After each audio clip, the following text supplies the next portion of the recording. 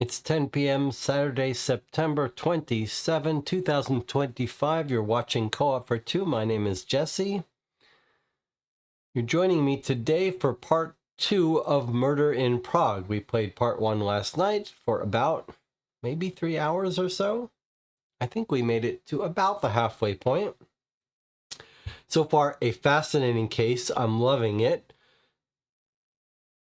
Lots of multimedia video, but unusually for this kind of game, it seems like there's very little internet component other than the video segments between parts, which I am liking. For me, that is a good formula. Let's check in with the chat, see how everyone is doing.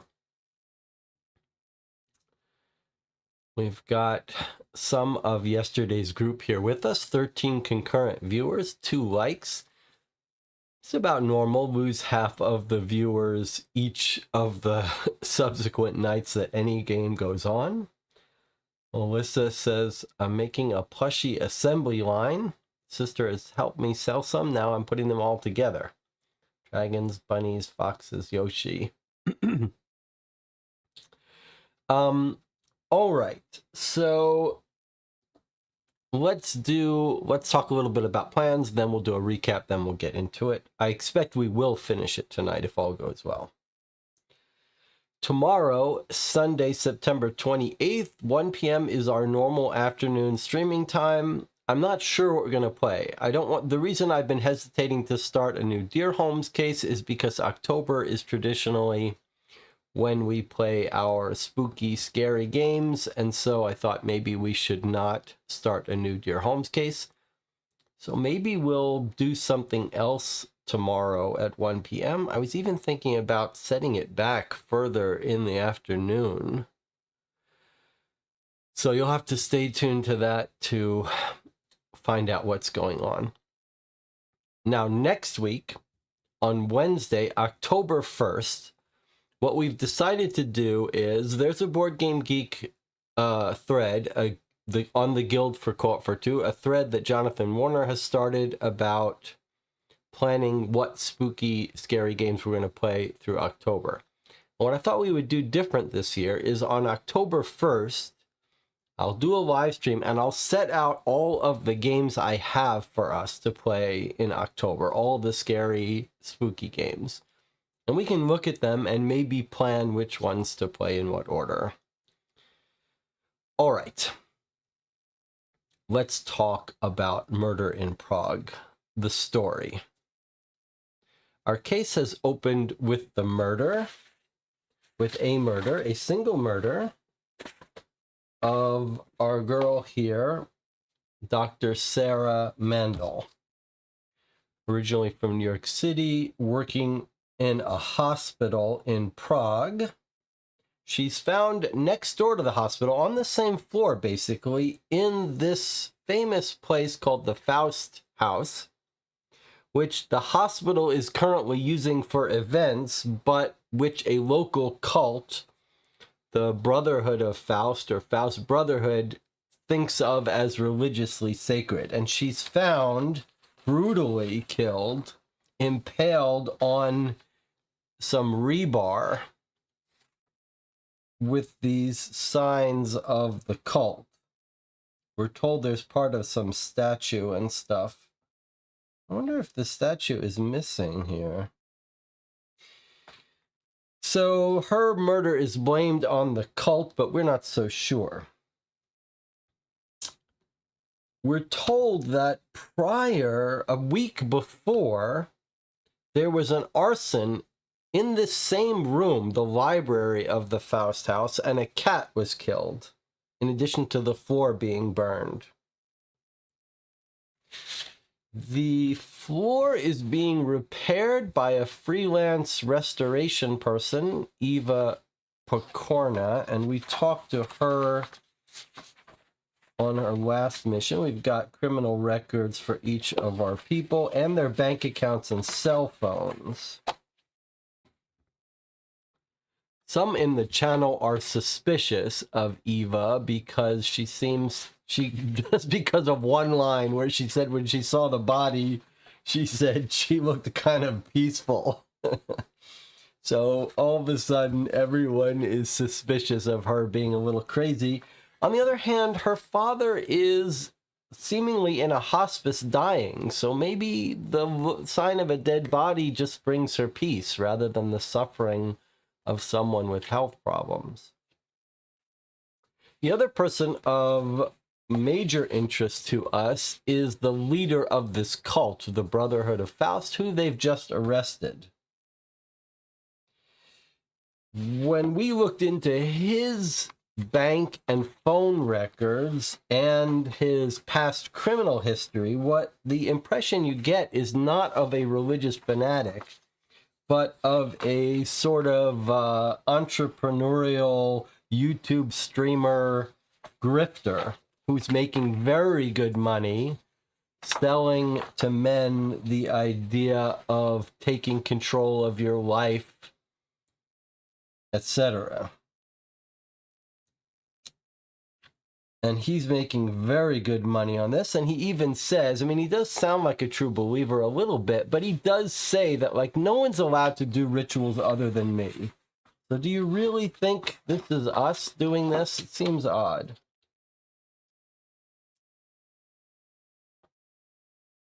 We've got most of the curious facts of this case, and there are a lot of them, almost all have to do with Sarah. We even saw a video of Sarah speaking from the grave a little bit. And one of the most enjoyable things about this case, my favorite part in all of these kinds of cold case mystery games, is when there's a fact that resists explanation. And Sarah's documents and folders are full of them. For example, why is she impaled on this? We've got stuff found at the scene of the crime, an empty suitcase, a receipt that she rented a van, a suicide note that's been torn up, a metal detector, a plane ticket that's been thrown in the trash, bruises on her chest that suggest she was holding on her chest some item that caused her bruising, a heavy item 15 by 4 inches. Now, when we originally read this, we were thinking hammer, weapon, whatever, we don't know. But now that we really suspect she might have been hunting for treasure, she might have caught wind that there is some treasure buried in this very famous old room. I wonder if that's not it. I wonder if she didn't find this very rare statue. We haven't heard that there's a statue. I'm just hypothesizing that what if what she's holding is this $1 million statue that she was planning to run away with? And that's what she was killed for. More mysteries surrounding Sarah. When we checked her bank records, what we saw is that she sent someone 15,000 euro at the beginning of the month. A doctor, Shruti Ramesh. We have no idea what that's about, but that's a huge amount of money. She's gone to some treasure seekers online. She's bought a new briefcase, a new suitcase, which we found at the murder scene. She's bought something at the DIY Emporium, which we don't know what that's about. And she's booked a hotel in Switzerland. And the really interesting thing is we found she withdrew 1,350 euro in cash. And in the room, we found a rental for a van from Prague to Zurich on the day she's killed, made out to a Julie Schneider, who we have no idea who that is, but we think that's a fake name because the payment for this van was made in cash, 1,350 euros. So it looks like our girl Sarah has withdrawn 1,350 on Thursday, and then on Friday she's gone and rented a van, paid for it in cash with a fake name. In fact, what I just noticed here that I don't think we noticed before is we've got a phone number. I wonder if we look at Sarah's phone records that were subpoenaed. I wonder, didn't we subpoena her phone number for phone records? I believe we did. Why do I not see them here now? We subpoenaed most people's phone numbers. Maybe we don't have Sarah's. I was thinking maybe we'd be able to catch her phone number. Is her phone number here? Her work phone number is here, and it doesn't match this receipt. I was thinking maybe on her phone records we would catch this phone number being used. Another huge mystery for us is who is Elizabeth Lucas, who Sarah has willed all her benefits to, and done so on the day of her death, the morning of her death. We have no idea who Elizabeth Lucas is. Another very odd thing is we've got a suicide note that Sarah seems to have written, and we think now it's a fake suicide note because it very specifically says, my plan is to jump into this famous Prague river that's going to swallow me up. You'll never see me again. I hope you go get this chief medical guy because he's been sexually harassing me, but I'm tired of life. I'm gone. And it's very suspicious that her planned suicide note was to jump in the river and never be found, it seems, while she's renting this van under a fake name. So we think her plan was to fake her suicide and disappear, but we don't know why. And we don't know who she was planning to give all her insurance money to. I mean, we know the name, but we don't know who this person is. So I went and go ahead, I made a little list of things. Now, there's two more things that are very interesting. First of all, they do analysis of her stomach. That's when they can pinpoint her time of death. We found some alibis. In her stomach are methamphetamines and benzodiazepines. So she's got like Valium and meth, uppers and downers at the same time. We don't know why that is. Perhaps she was spending the whole night digging in this room to try to find something, but it is a little suspicious. Where would she have gotten that? Can't be that easy to get methamphetamine in Prague. Another very interesting fact that we don't really understand is from our restorer, Eva. When we went through her bank account statement, it's mostly normal. In fact, and she's paying a lot of money for her father who's in a hospice care. But we have one odd item that matches up with her phone records, which is a pawn shop. On October 9th, the morning that the body was found, she makes a very short phone call to a pawn shop, and then here she is, a few minutes after that, paying the pawn shop 475 euro for something. We don't know. And she's got real money trouble. Who's paying 500 euro at a pawn shop to buy something? It sounds like she pawned something and then she's buying it back, but we have no idea. It's just odd. It's odd that this woman has 500 euro to spend at a pawn shop. Other items I have in my list of things to figure out. We've been through most of them. Fake suicide. Why is the note ripped up? Why is she giving this woman the beneficiary? Why are the cats being killed? Why is there arson? Why is this object that she's holding in her chest? Okay. And a lot of the channel wants justice for these cats. We got a history of cat sacrifice from this cult. When we looked at the leader, Lafferty, Lucian, his records all look fine, and we think we've got a very solid alibi for him at a wellness retreat. So he does not look, even though he's the #1 suspect in the eyes of the police, he's not a very big suspect for us. Okay, is there anything else that the chat wants to talk about that I haven't mentioned? Marco says, what about the plane ticket? Okay, I'm going to write the plane ticket. To me, I suspect that there's no real mystery with the plane ticket. I suspect she was supposed to go on a business trip, and she's never planning on doing it. But I could be wrong. There could be something important about it. All right, anything else to recap before we get started with new stuff?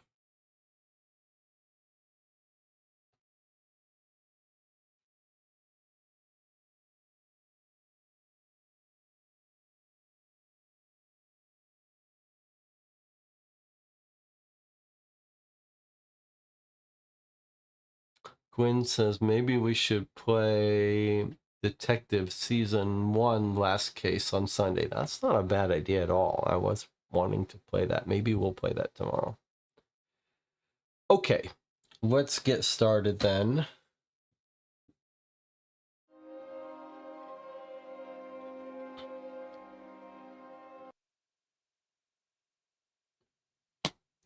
All right, I don't hear any music. Why is that?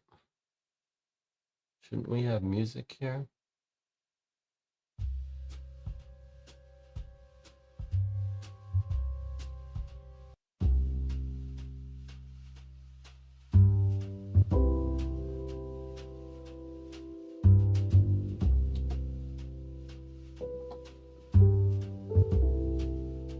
Okay, we've got music and we've got a phone message from the captain. Heard they already have someone in custody. Either way, no room to fuck up on this one. Our tech guys have been able to crack the Vic's phone. Scan this QR code for a clone of her data. Okay, so we're getting some new data. That's interesting.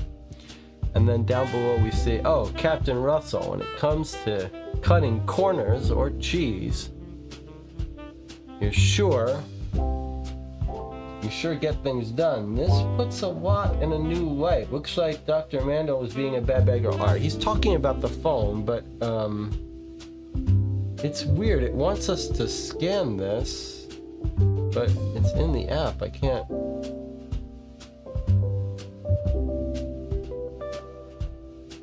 That's not gonna work. It's not gonna.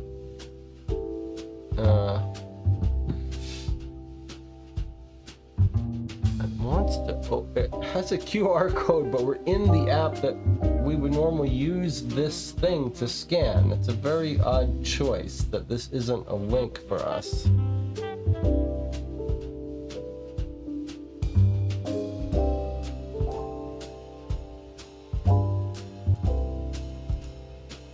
This is a very odd choice.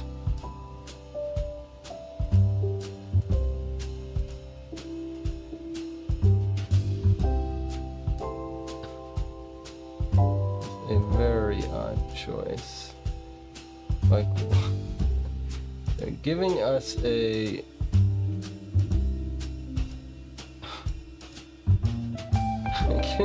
QR image on our screen. Why not just give us a link?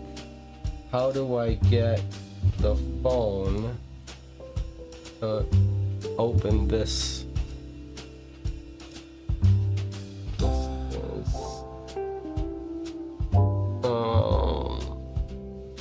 Okay, let's try it differently.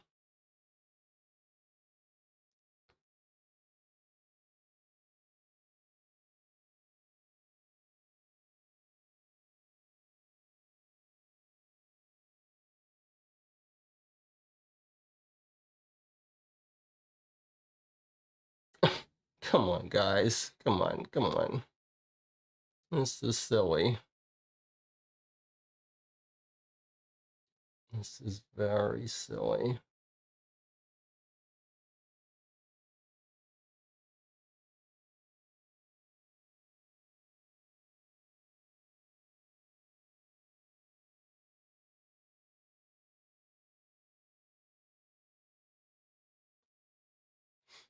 Okay, so I've managed to save the file, open up a QR app, tell it to load the image file.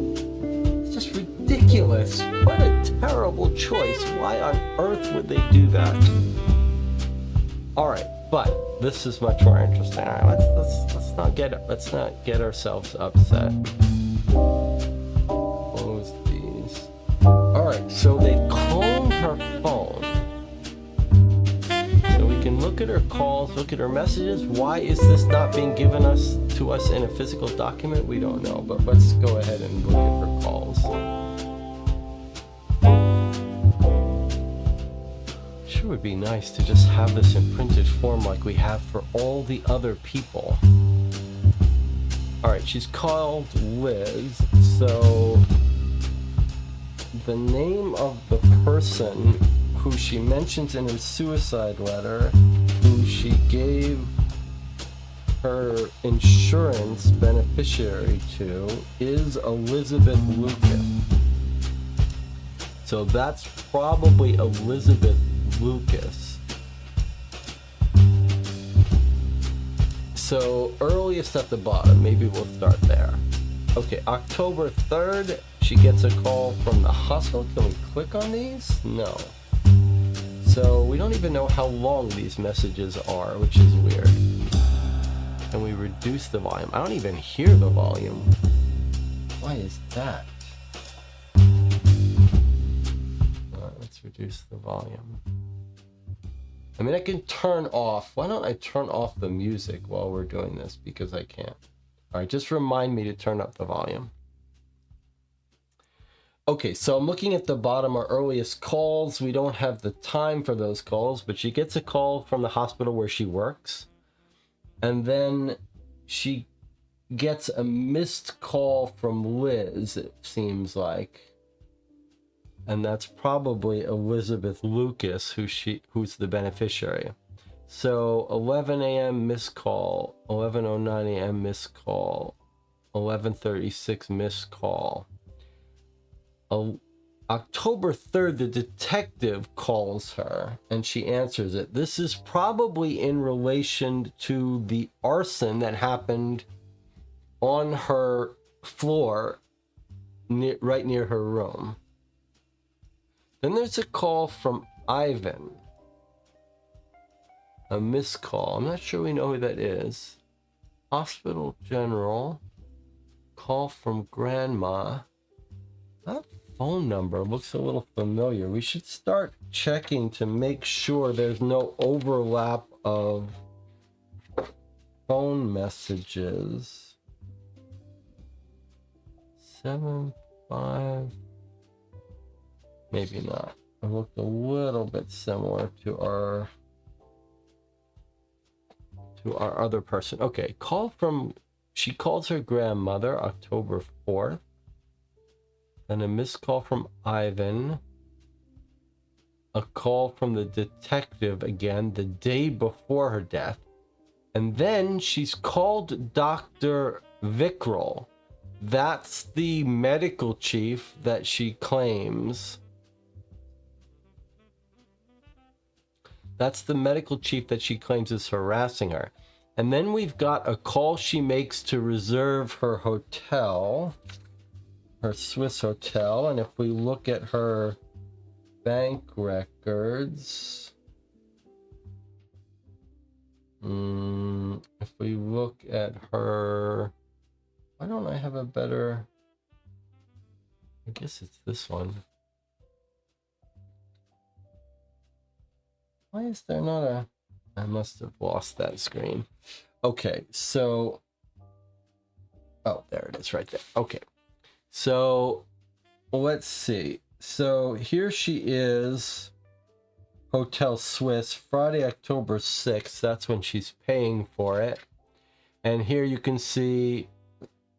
That's at 1:20 a.m. The bill goes through, and at the very top of our list here is is her calling to make the reservation. But the night before, October 5th, she's talking to her boss, chief medical guy. Okay, then she reserves the suite, and she calls her grandma again. Remember, she mentions her grandmother in the suicide note. She says, "Grandma, remember me, whatever." Then she's renting her van on October 6th. That's absolutely compatible with us, with her renting her van, paying in cash. She's called them, though, to reserve it. Then she gets a call from Liz at 7 p.m. on October 6th.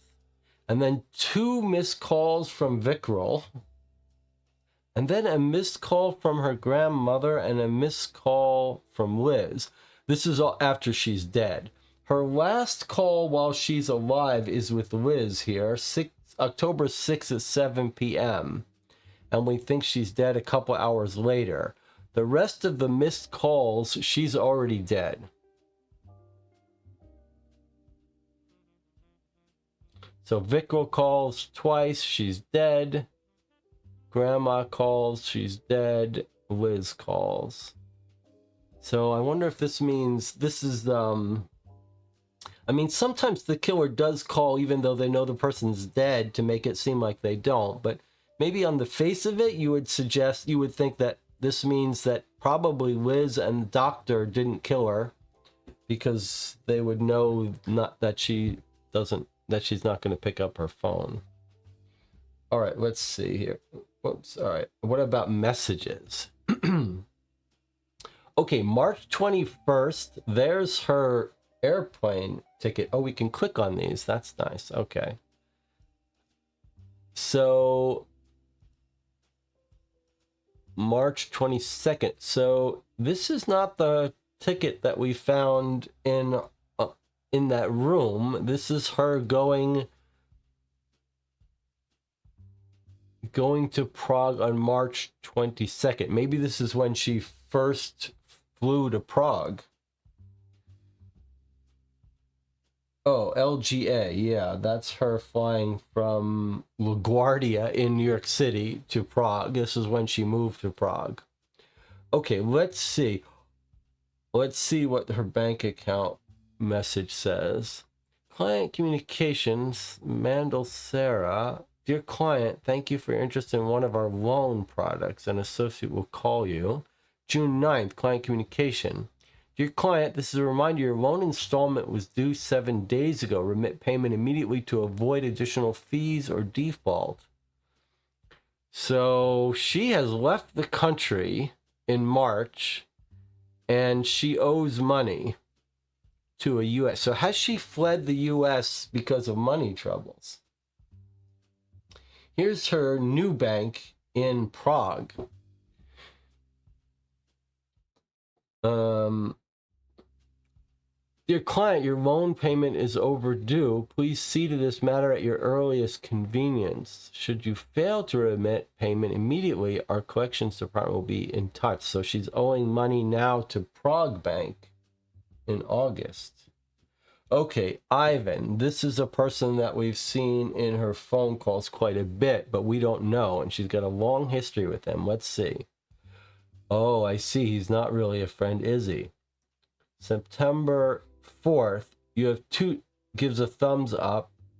September, June, July, is it going in reverse order? Earliest messages here.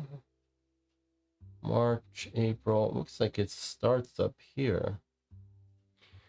December 13, nice to meet Lady Doctor. Is most excellent when Doctor is professional and also nice. I hope you will consider what we discussed. Thank you. Not looking for any side jobs. Any further medical needs, my door is open. What Santa Claus bring Lady Doctor? Could bring much more. Offer still open. Is this where she's getting her drugs from? January 17th. Maybe we could talk after all. Lady Doctor, very early riser. Okay, I'll come by your office today at 19. We talk. Then she gives a bunch of emojis that I don't know what they mean. Or someone gives emojis. What's this? Is this a code? 10:15, 10:20. Huh.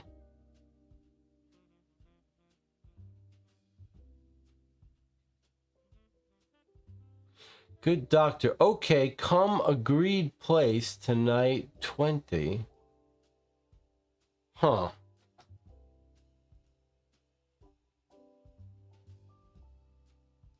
Very nice lady doctor says we cannot get along. Ha ha. And then here's Czech and America are friends. So she's talking to someone in Czech Republic. And what's this again?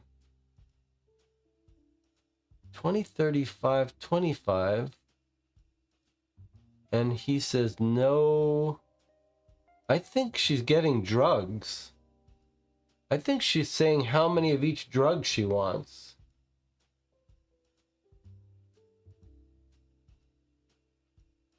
$10 of these, 15 of these, 10 of these, 20 of these. And now she wants 20, 35, 25. And he says, you don't want any of this drug? No, not this time. Working on it. Maybe she's selling him drugs. He says, okay, meet tomorrow. Here we have more. These are drugs. Lady Doc busy. Come by tonight. She says, I found a way to get about 5 times more. Don't have that kind of cash, though. We need 150 advance to make it happen. Is that okay? He says, I hope Lady Doc not getting in over her pretty blonde head. Give me a couple days. And he says, okay, come by tonight. Pick up the money. Lady Doctor, when can we expect next delivery? So she is buying drugs from someone and selling it to this guy. This guy's helping to purchase them. Here's March. And then she says, issues at the hospital will take a little longer. Can we say in 2 weeks? Oh, she's fleeing the country. She is working with this drug dealer, selling him drugs. He's fronting the money. She's buying drugs. She found a way to get even more. She needs more money from him. I wonder how much money she's talking about. $150 or $150,000. And then she's saying, okay, I'll meet with you in a couple of your days for the delivery. And we know she's going to fly to Prague. She says, oh, there's some issues. It'll take a little longer, happen in 2 weeks. He says, okay, not a day more. I have a funny feeling. Don't let me down. Then he's emailing her, TikTok, see you tonight. She's gone. She's fled the country. And he's messaging her, not a good idea to play games with me. I hear you took a little trip to my home continent. You really think I won't be able to find you there? And here's a voice message that he's left for her. All right, let's listen to this voice message. Here it is, like we agreed. 20 Vicodin, 30 Valium, 35 Xanax. Listen, Ivan, it's getting harder to get this stuff out of the hospital without anyone noticing. I think they're suspecting something. Maybe we should just do one final big one. But I'm gonna need some money up front.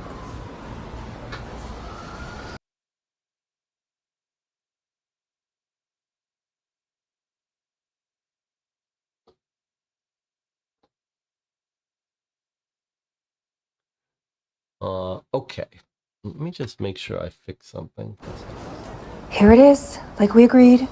20 Vicodin, 30 Valium, 35 Xanax. Listen, Ivan, it's getting harder to get this stuff out of the hospital without anyone noticing. I think they're suspecting something.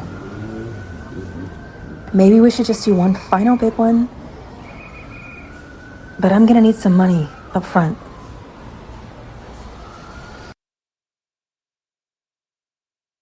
All right, I've got to fix something. Hold on a second. Give me a minute to turn off the volume. I got to figure out why that's happening, but I'll be back in 1 second.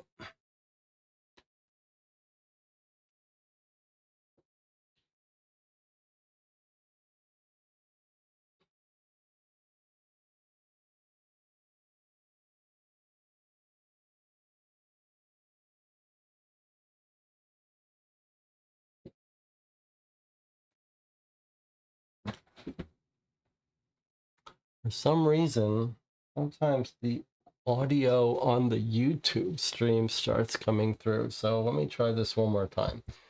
I'm a little confused here, though, because she seems to have fled, and now April 12th, she's telling him everything's fine? Here it is, like we agreed. 20 Vicodin, 30 Valium, 35 Xanax. Listen, Ivan, it's getting harder to get this stuff out of the hospital without anyone noticing. I think they're suspecting something. Maybe we should just do one final big one.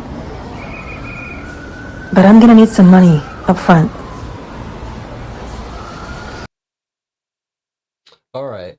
Then he says, remembered I made a little recording. Oh, he's playing her a recording that he recorded of her earlier to prove that, to threaten her, to blackmail her. He says, remembered I made a little recording of our transaction. I'm a businessman. Here's a business proposition.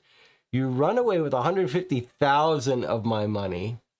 From now on, you deliver me 15,000 cash every month on the 1st. let's say for the next 10 years. Otherwise, the police gets anonymous tip and you can say hi to some of my old friends in prison. Then that got her to reply, Ivan, I'm sorry, personal issues. I will, of course, get you your money. Just don't know if I can do it this fast. Can we figure out a more reasonable range? So she stole $150,000 from him and fled. And he recorded her business, her drug dealing that he's blackmailing her with. Okay, he says $15,000 a month, let's say for the next 10 years. It's pretty reasonable for what you did, you stupid woman. Otherwise, the police gets an anonymous tip and you can say hi to some of my old friends in prison. She says, Jesus Christ. Okay, I'll make it happen. And look at that. She made her first payment to him. Payment received. Good. Keep it up and we don't need to have a problem. Remember, this is my benevolence and be smart. She says, okay. And then here we have September 2nd. He says, your friend didn't show this time. Time to send a present to the police. Your friend. So she's got someone else delivering the money for her to him. She says, no, sorry. I just need a couple more days. Banking issue. Don't worry. It's coming. Sorry, Ivan. He says, you have 2 days. Don't test me, Lady Doc. She says, all good. This is in September. Next month, she's dead, and she was planning to fake her own death.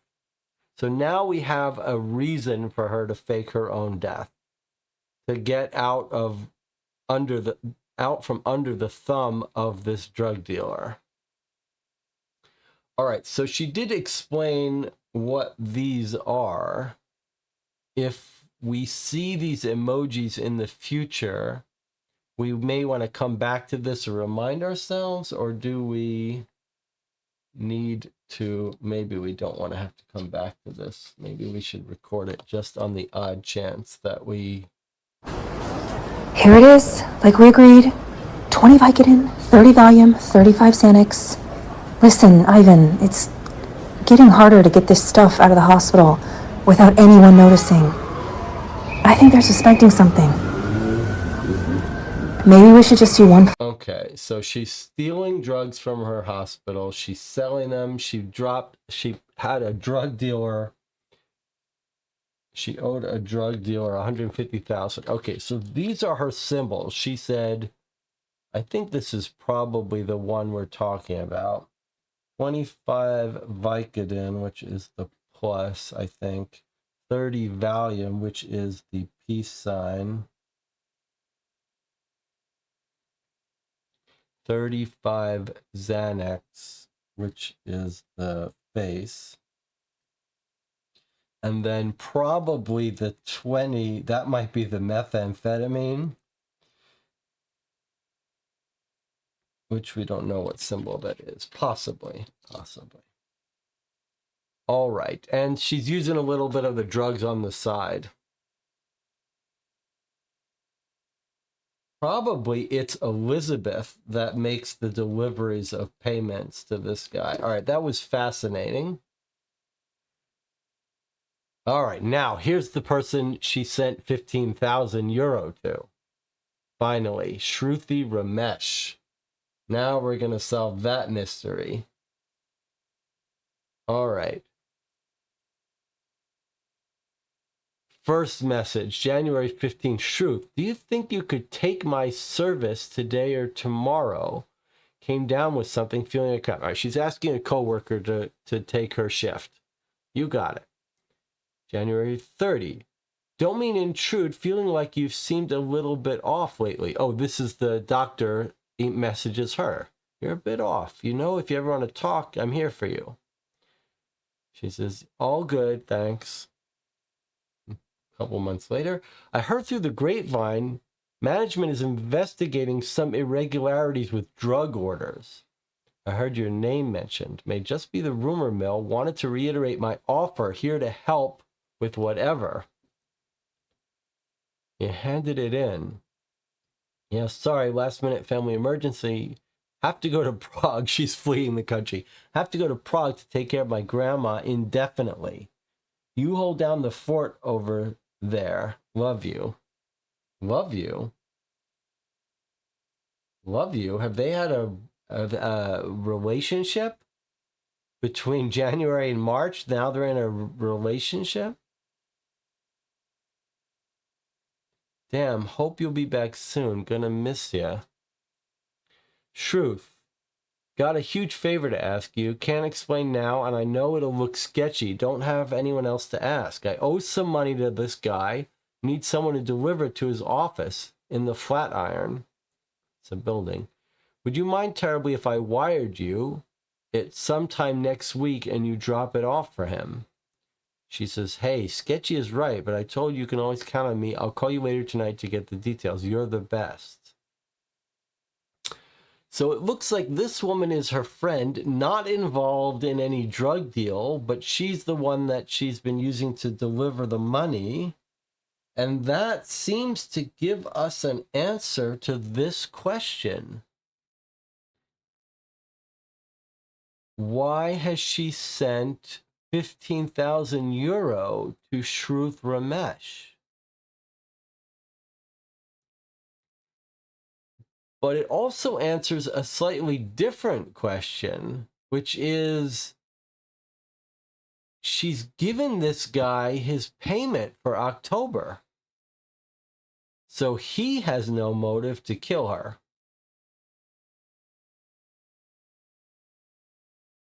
She's paying up for her last month.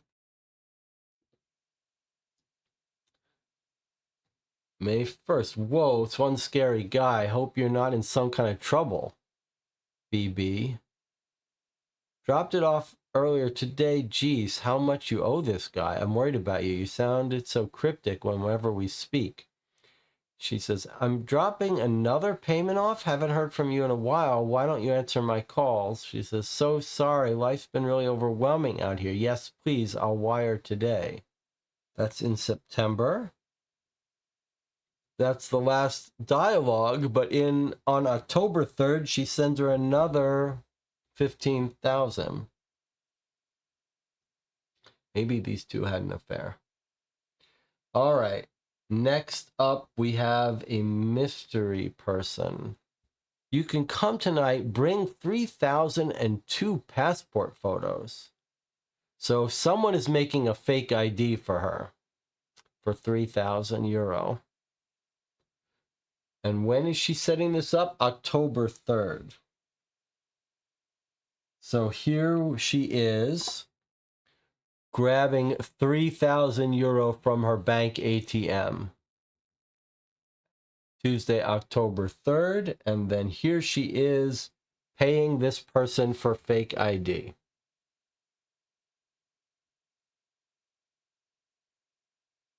Here's her reservation on the day she's killed.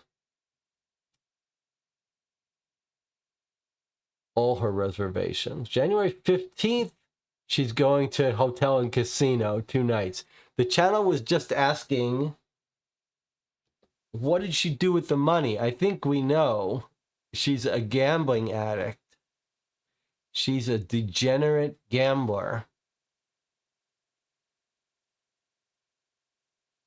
Now we know. March 22nd, she's staying in another hotel and casino for 2 nights. October 6th, this is her trip to go to Switzerland for 4 nights. She never showed up. Okay, here is the detective contacting her on October 6th. What is that about?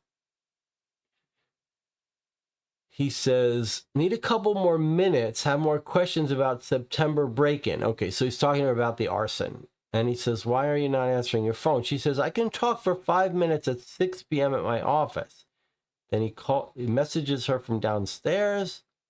Downstairs, not makes sense. Not possible you didn't hear anything. You and Lafferty playing this game together? Yes. What is Angle? She says, Detective, you're paranoid and harassing me. You need help. Don't contact me anymore. Very suspicious. I'll have to focus on you more, lady. You're working with Pig Lafferty. You're revealed. This is our slightly alcoholic, out of control Czech cop. Now, Here's the 7th from her boss, who she's accused of sexually harassing her. All done, dear colleague. The office at the Faust house is all yours come May. All right, she's arranging a job with him. Is May 1st Lover's Day in the States as well? Should we celebrate? Wink. Lunch? Borrowed my friend's convertible. Let's do something spontaneous. Weekend on the road. Wow, he's really pressing her for a romance. Vacation with the wife was absolute torture. I need therapy. Drink tonight? October 3rd. Got an idea, not work related. October 4th. What if you take a week off and we do something crazy and spontaneous? Then he says, what's going on? Don't like the flowers? October 7th. About time someone taught Dr. Mandel the consequences of playing games with other people's lives. This is after she's disappeared and been killed, but he doesn't know she's been killed yet. What if you take a week off and we do something crazy and spontaneous? I wonder if he's bought the tickets. I wonder if he's bought the tickets to Portugal and is trying to take her on a business trip to Portugal.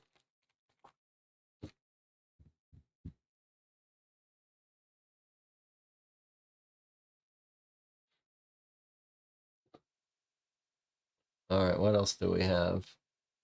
Okay, Liz, this is the insurance beneficiary that we're very curious about. Let's see. 200 messages deleted before March 22nd. I hope this is some kind of joke. Sarah, are you seriously not coming back? This is starting to feel real and I'm getting really terrified. So what? That's it? Not even a fucking reply? I know this was a bad way to do this, but I know it's what's best for the both of us. Please don't contact me anymore. Take care of yourself, says Sarah. I think this is her lover. What the fuck, she says. I'm still shell-shocked. Can't believe what we had meant so little to you.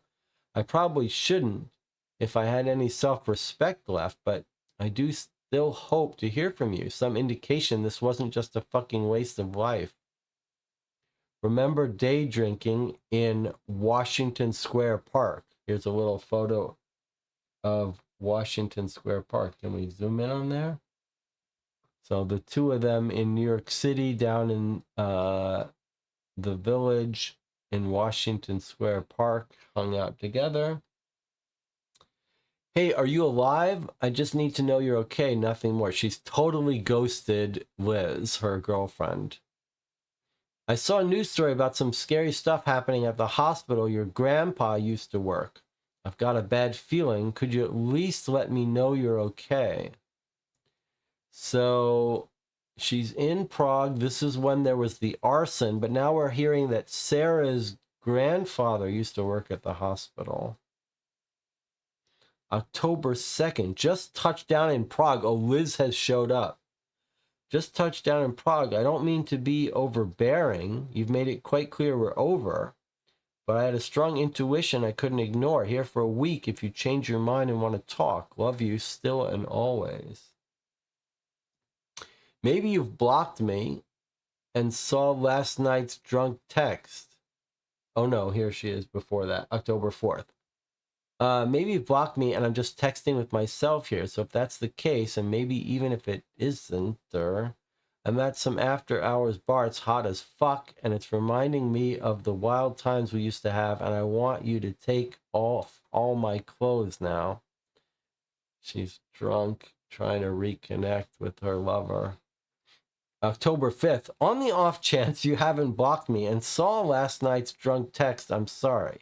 But not too sorry, LOL. Hope you come around and we can talk. Even as friends, I miss my best friend. And here is Sarah replying on the afternoon of her death. She says, hi, come by my office at Faust House tonight around 7 and let's talk. Wow, it feels surreal to actually hear from you. Sure, I'll be there.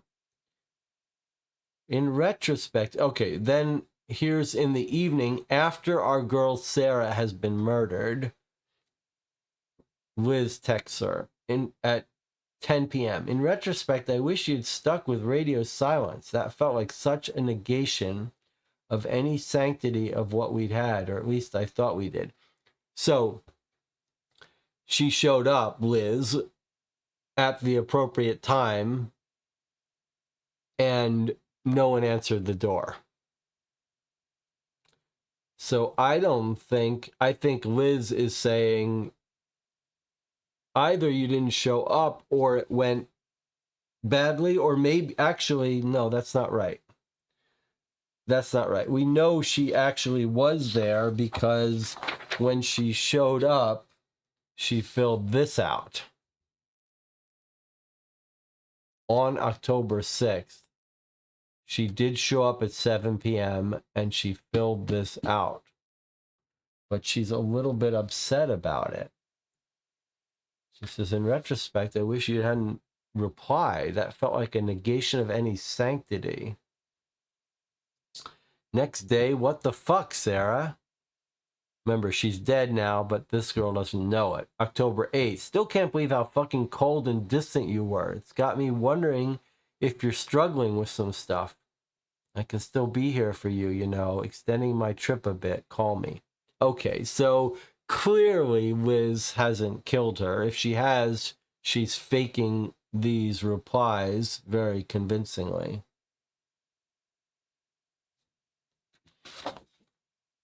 Wow, those were some serious text messages, revealed a lot about her life. Okay, so we looked at her phone calls, we looked at her messages.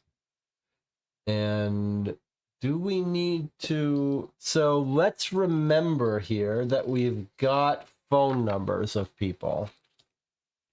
So maybe I'll take some screenshots here.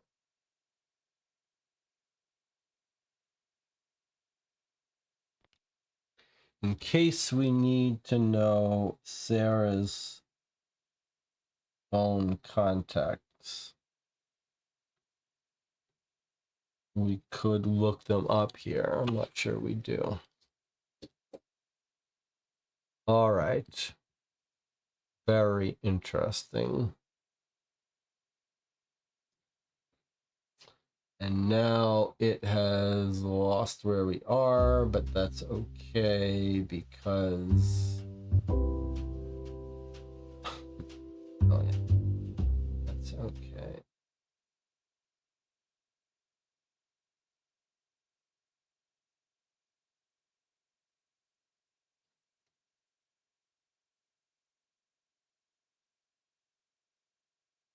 Right, okay, this is back where we were. All right, so why don't we take a break here? We've looked at her phone records, and now we're going to get advanced to the next chapter here. Is there anything to talk about with the chat? The October 6th reservation has her fake name, Julie. Oh, I should have looked at that more carefully. Okay, so, but now we know she actually paid €3,000 for a fake ID and passport under her name, Julie Schneider, who she was planning on faking her suicide and then moving on to a new life. Marco says the island of Madeira has casinos.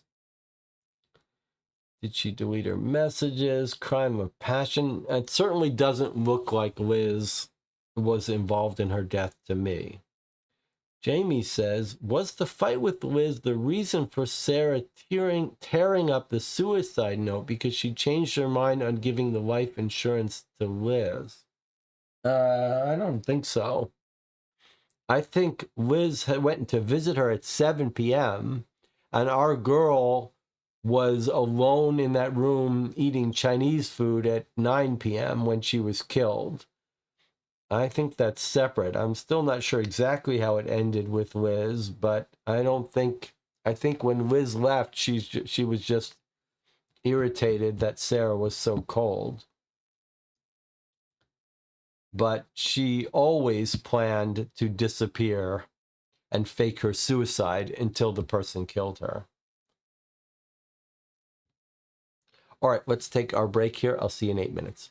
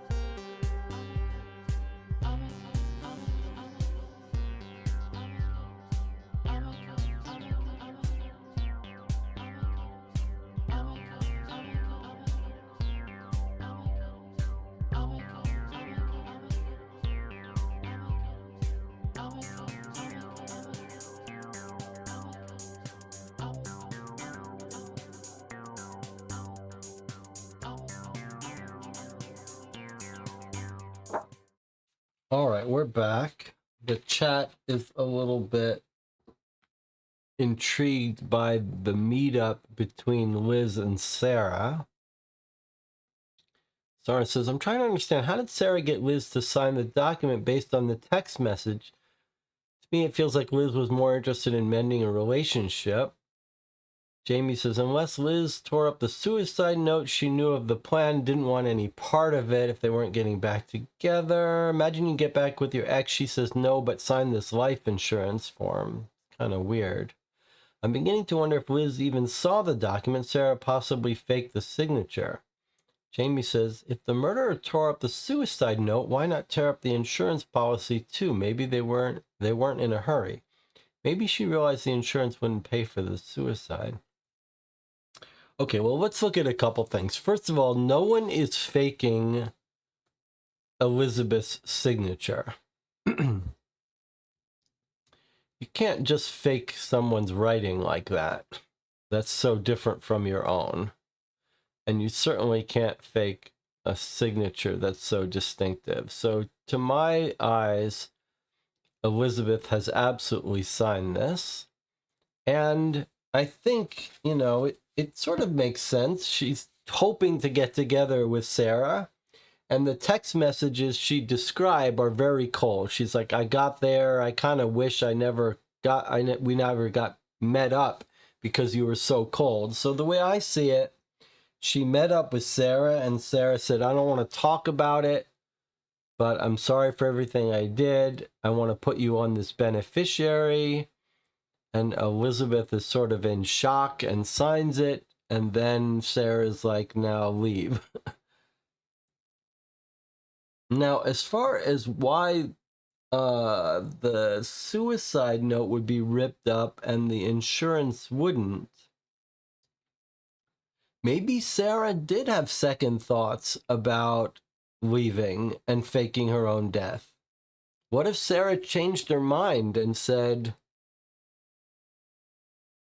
you know, this isn't going to work. I'll just let them kill me. Seems unlikely. So I don't know how to explain that. But let's move on here and get some new stuff.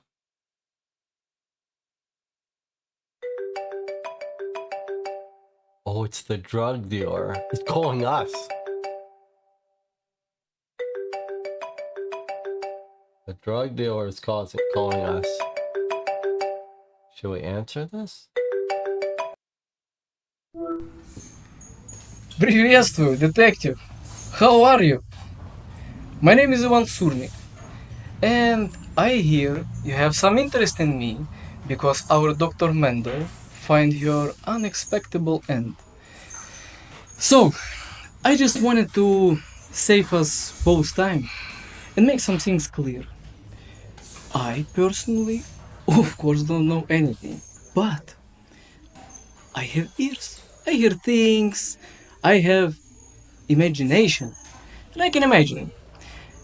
And I hear Lady Doctor is passionate woman. Some people passion fast cars. Lady Doctor passion blackjack. High Yeah, she's a stakes, gambling very addict. passionate. And I can imagine at some point Lady Doctor discovered that for expensive patient you must fundraise. Young doctor don't make big money, but have access to things that I can imagine some people, business people, have good use for. And I imagine when Lady Doctor brings supplies to fulfill demand, these people happy to do business. They may even be happy to make some favors when trust has been established. But now it's obviously speculation. But what I hear about these people, they don't like very much when someone, without permission, fuck them in ass. Because these people are not fucking stupid. You don't kill someone who owns you a lot of money. You will break their fucking legs with a wrench, but you don't kill. Killing is a bad business, and at that, they don't pay too good. So I heard. So, detective, I just wanna to make clear that being beside being halfway across the world, I or any of my associates would stand nothing to gain from untimely demise of our Dr. Miss Mendels. In fact, when you do figure out who did it, let me know. I'd like to see about transferring some accounts receivables. Best of luck, detective. Okay, that's pretty cool. But he's basically saying exactly what we said, is she's been paying him. He's got no motive to kill her. She's actually sent payment that month. So he wants to know who killed her so he can collect from them. And he did absolutely confirm my theory she was a gambling addict. Damn, that was fast. You wouldn't like this guy for a brother-in-law or anything else, but he's got a point. I don't see him benefiting from the murder in any way. Crossing him off the suspect pool for now.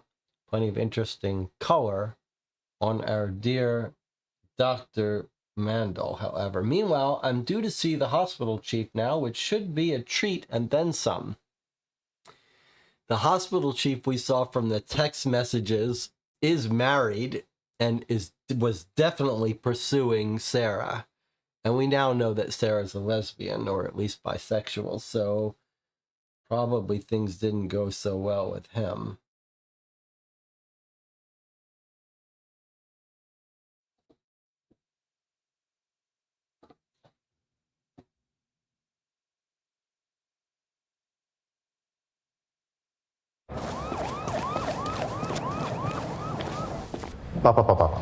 Yeah. Excuse me. Where were we? Yeah, well, Dr. Mandel and I, we had professional relationship. I was naturally very pleased when she reached out like 6 months ago, and when she expressed her interest to join our ranks. And she definitely made a very valuable addition to our team. let's we were really all very shaken by what happened. I spoke with her in the afternoon, the day when, and she was about to take some time off, and I just stopped by to iron out some logistics. That's truly a horrible thing. And you can't imagine the nightmare for PR that all this is causing.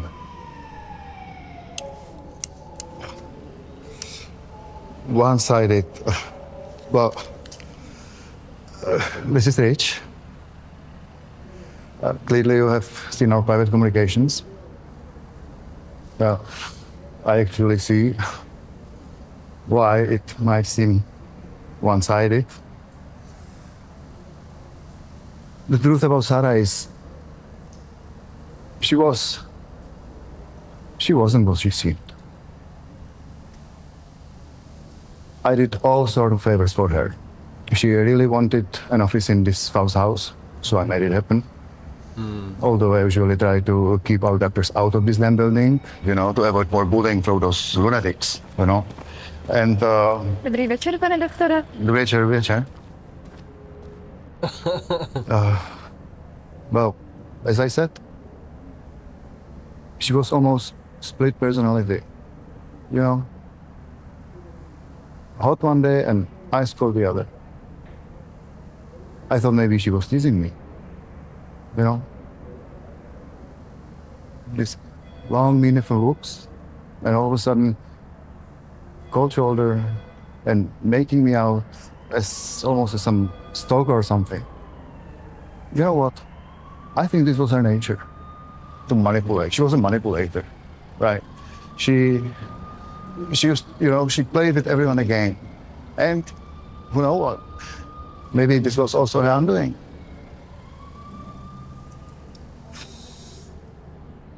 Oh my God, where was I Friday? At home with my wife. Feel free to ask. I mean, be mindful though. I would hate to hurt her. But if you are now suspecting me, let me save you some time. The truth is, and let's say this between us, at the time of Sarah was taking, we were supposed to go together on a secret vacation.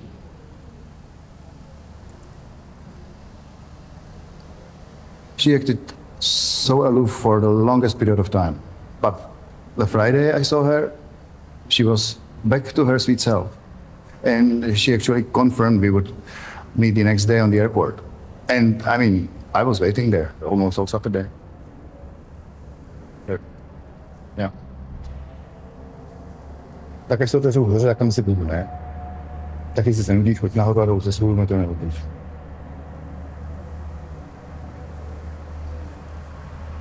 Yeah. Yeah, well, I'm sorry, you'll have to excuse me. There is an emergency board meeting. So, if you need anything else, you have my number.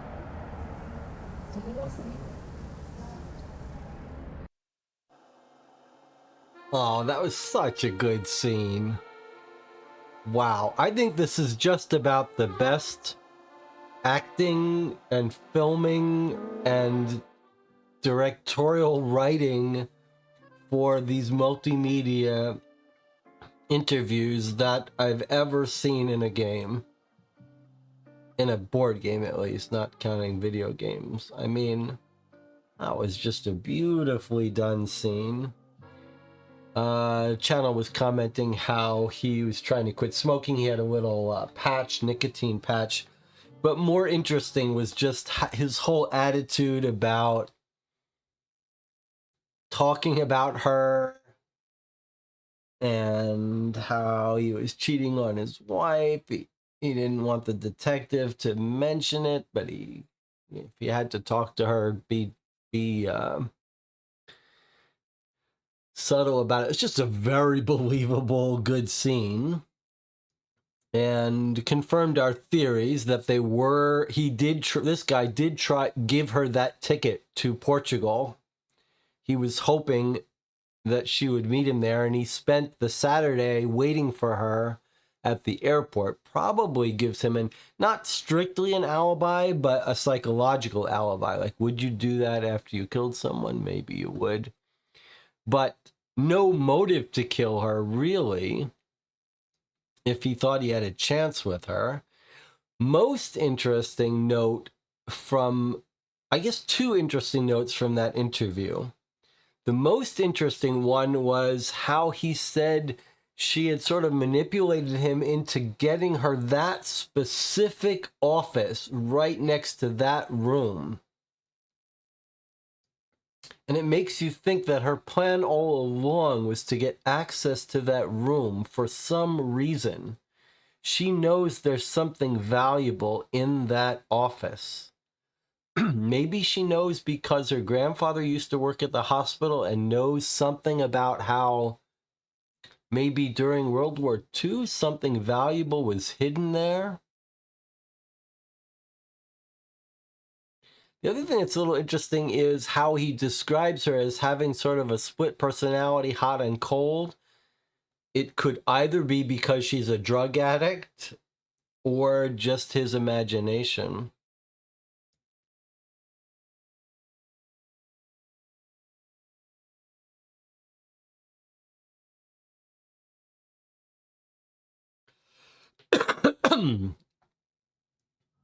All right.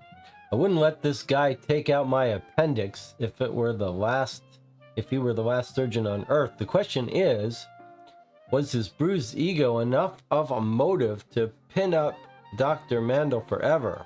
I want to arrest them all on account of my headache. Ending day one of this bohemian mess over some ethanol therapy. He's going to have a drink. Okay, open file 5. Peruse his file and move on when we're ready. Okay, so now we're considering this guy we just talked to, Martin Vickrell.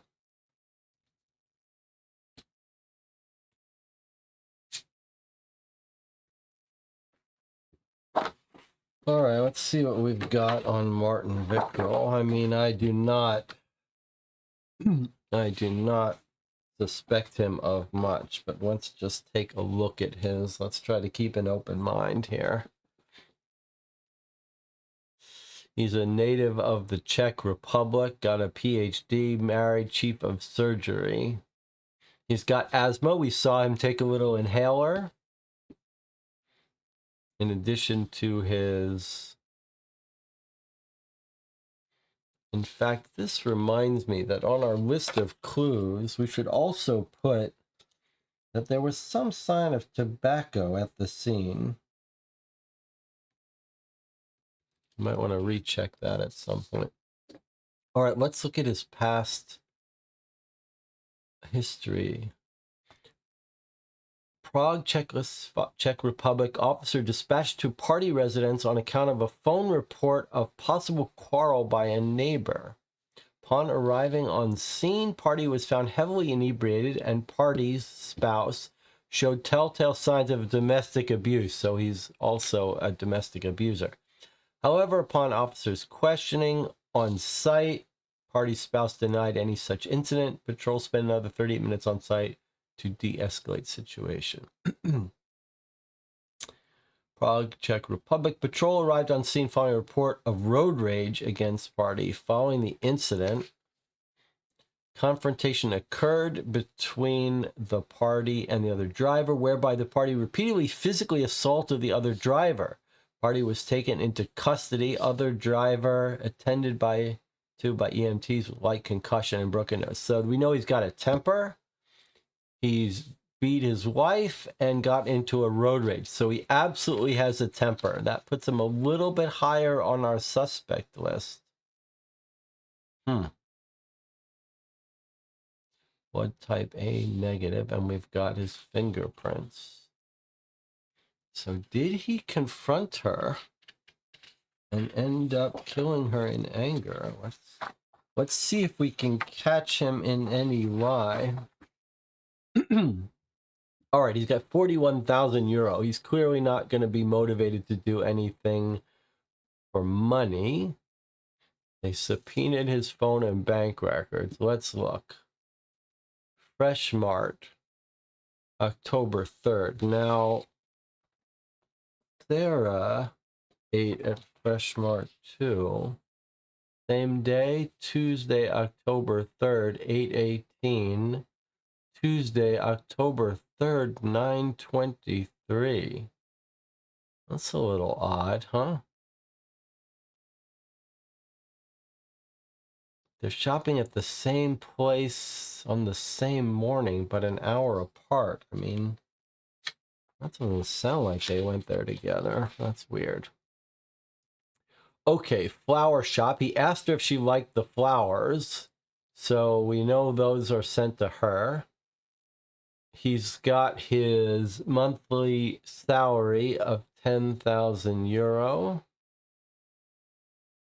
He went to a gym. He went for drink. He went for drinks, 184 euro of drinks on October 4th.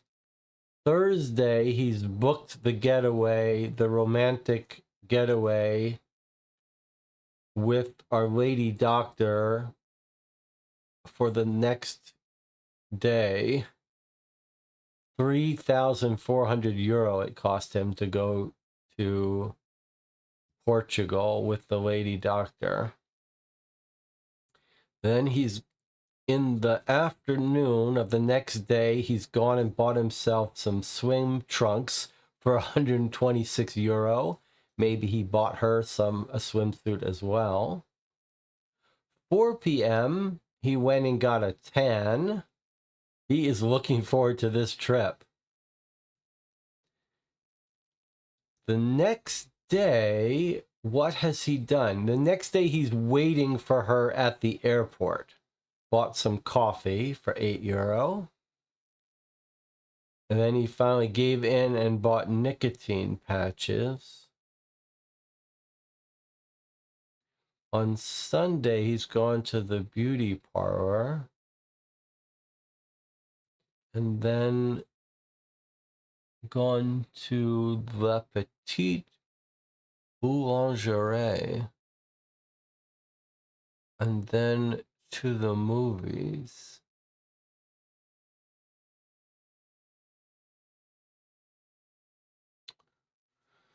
What we're looking for is evidence that he doesn't know she's dead. So he's surely waiting for her at the airport, but could that be faked? Could he be doing that just to make it look like he doesn't know she's dead? I don't know. He's gotten there 12 p.m. I mean, he got his tanning on Friday before she's killed. The next thing we hear about him is at 12 p.m. Do we know when the trip time was? Yes, we do. Okay, so the flight they were taking together was supposed to board at 2 p.m. So it's not strange that he's at the airport at noon. Sorry. Yeah, it's not strange that he's at the airport early. Beauty parlor. No, sorry, we're on Saturday. So there he is, 12 o'clock, 2 hours before the flight, waiting for her, getting some coffee. Then she doesn't show up, and he goes and orders nicotine patches.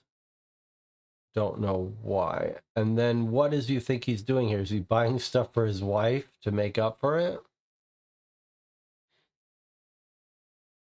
The flight reservation said check in 4 hours prior.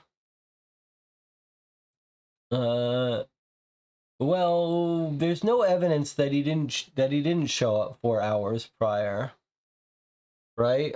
This could simply been him coming in at 8 a.m. Sorry, 10 a.m. 10 a.m. is 4 hours prior. So But he may have gotten there at 10 a.m., checked in, and then by noon he's bought some coffee. So nothing inconsistent about that. I just don't know what he's doing on Sunday, but I don't think that gives us much of a clue about anything. Bouge or the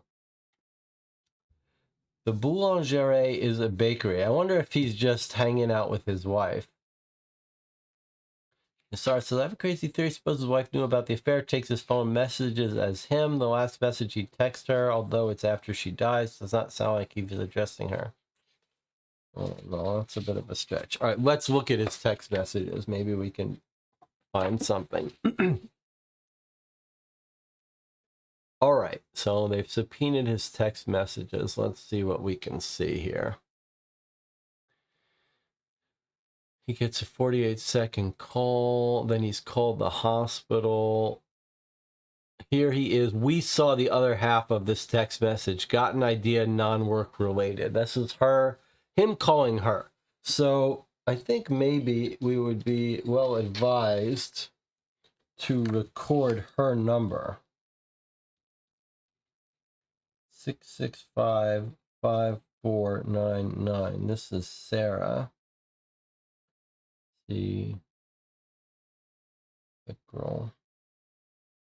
Okay, so here he is calling Sarah, saying, I got an idea, non-work related. He wants to take her out of the country on a trip. And then the hospital calls him, and then someone is text messaging him. It's a brand new day to #dominate. Now, I think we know what that means, don't we? What does that mean? What do you think this means? Any theory? What am I thinking that means?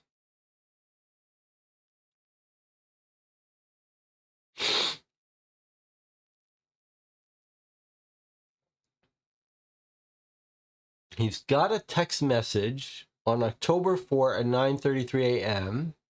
It's a brand new day to #dominate. What is that?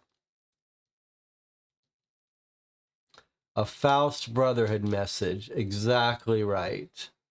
That is a message sent out from the Faust Brotherhood people telling him to grab life by the horns. We might even be able to match up that phone number, but this is telling us he's a member of the Faust Brotherhood. Okay, Showbiz TV. Now that's interesting. Showbiz TV are the people that the Faust Brotherhood are getting calls from. But why is he getting a call from them? Then he's got a private phone call that he makes for 1 minute. Then he gets a call. Then he calls the hospital. What if you take a week off and we do something crazy and spontaneous? Oh, here he is. He's messaging Sarah again.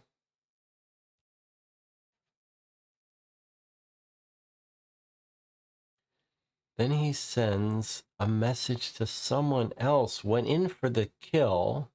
See what happens. Quick drink after work. Who's this?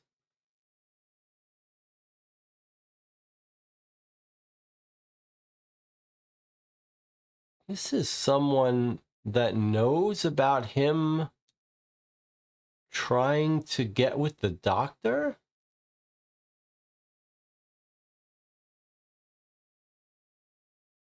It's the Faust Brotherhood number. It's a brand new day to dominate, says the Faust Brotherhood, and he sends the message to them, to this person. Went in for the kill. Let's see what happens. Quick drink after work. All right, that's going to be Lafferty, I guess. So it's not just a generic message. It's a very specific message. Can we see, is that actually Lafferty's phone number? or someone else.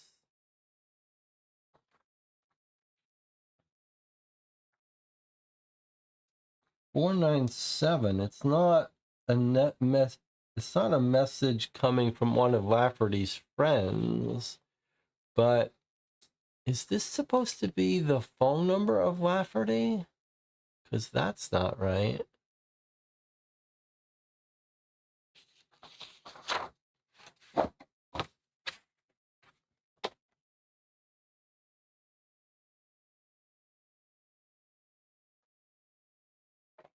Do we have his phone number somewhere else? Yes, we do. Okay, so you've actually got his Lafferty's phone number.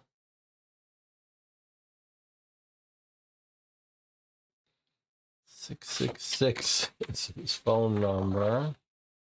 It doesn't match the account number.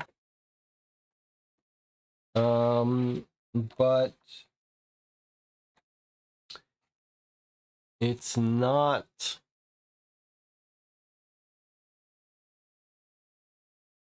It's not this number. This number is a number for the Brotherhood, but it's not Lafferty. It's some other Faust phone number, but we have never seen this number before, have we? Don't forget to check the emergency contact numbers. Oh, that's a good point.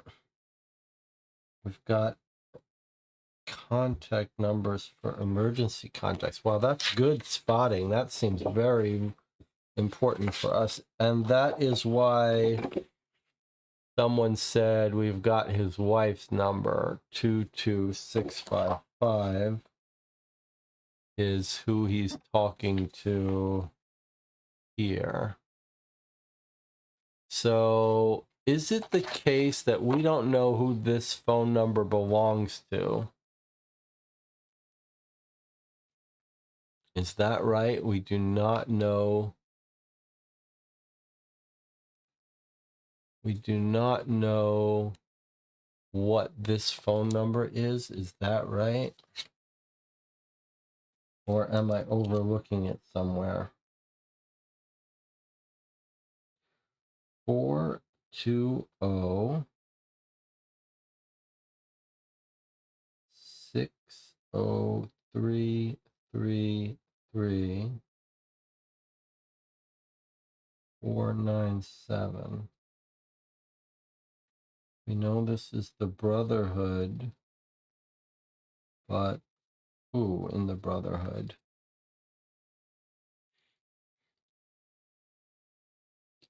We could compare it to Sarah's phone numbers. There's no indication that Sarah knows anyone from the Brotherhood, although I guess we could compare it to Ivan, but okay, let's move on.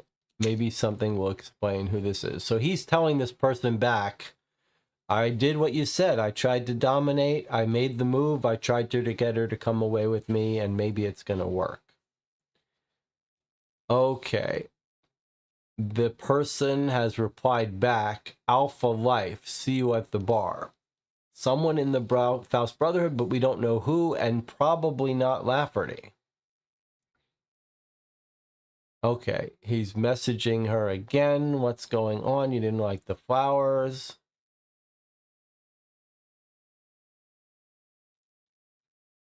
Someone calls him for a minute. Oh, it's our girl. He says, what's the matter? You didn't like the flowers. And now she has called him back on October 5th for a 1-minute phone call. Wow. She has agreed to go away with him. He says, I went in for the kill. Let's see what happens.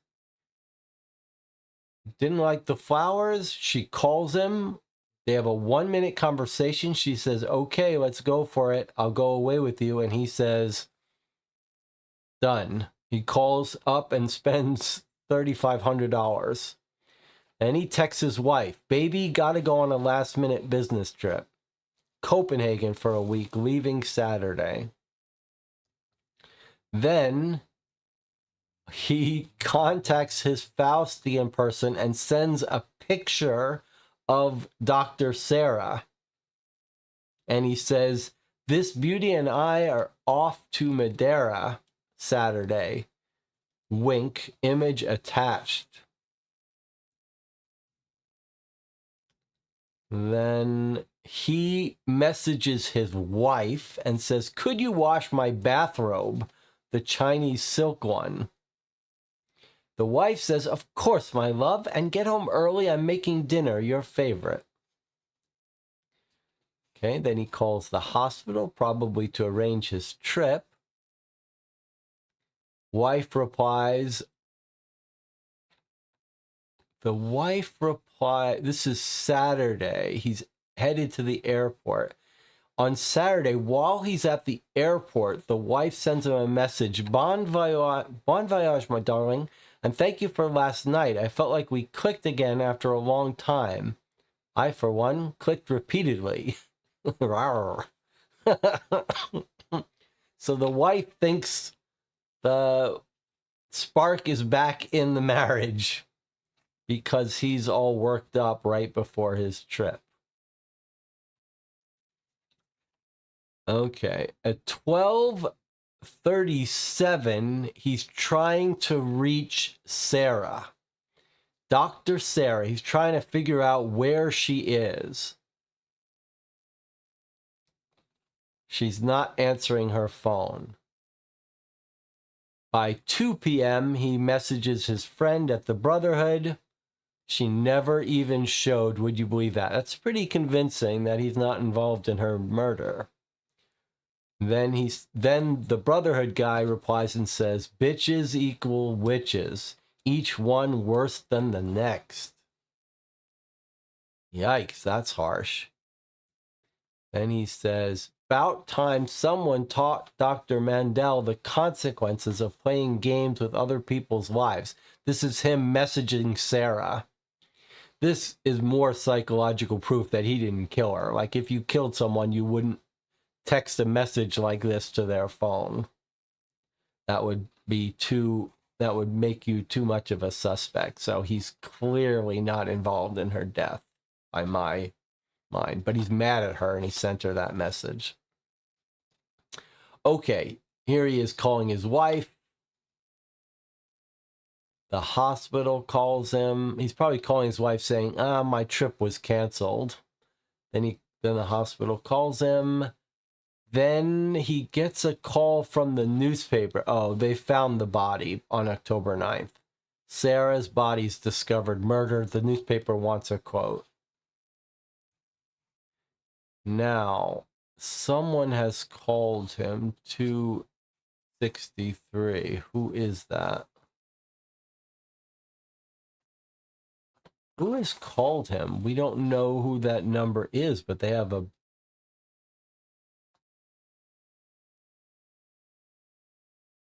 We don't know who that number is. 420-6022-0563. Dr. October 9th. So someone has called him on the afternoon of her body being discovered. For 2 minutes, they have a phone call. We don't know who that caller is. That's it with our phone messages.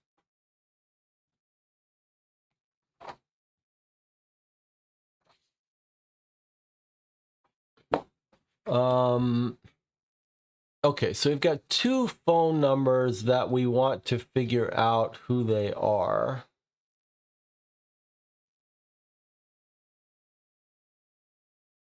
One that's part of the Brotherhood, and one that's calling him that we don't know. Now, do we know there are other people's phone numbers that we do know from cross-referencing. We may want to take a look at these. Okay, so here's 563.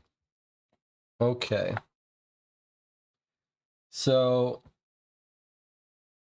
Lucian is texting. Look, Lucian is texting the detective whose number is 220563.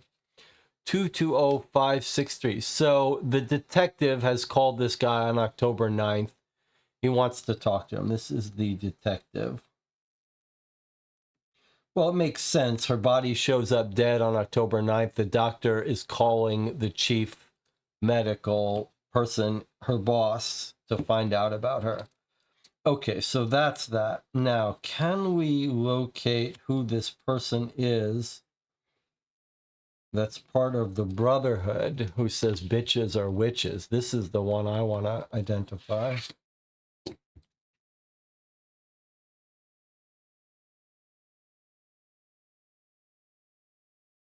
But I don't think we know that person. Let's just make sure it's not Eva.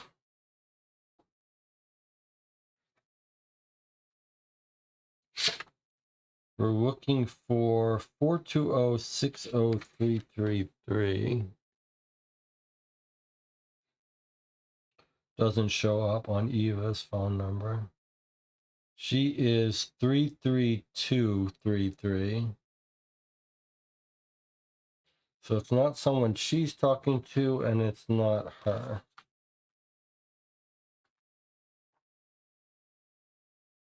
Maybe I'll write her phone number down here, though. 420-777-33233. She's got a friend, Miroslava. It doesn't seem relevant to us, but I'll write her number. Oh, this is her friend. Okay. So we don't see any sign that she's calling anyone that's important. But let's take a look at, let's see.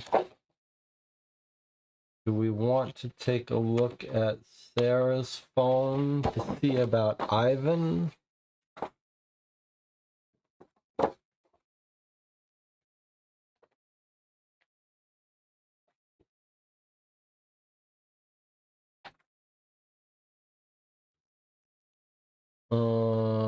I mean, Elizabeth has a New York City number.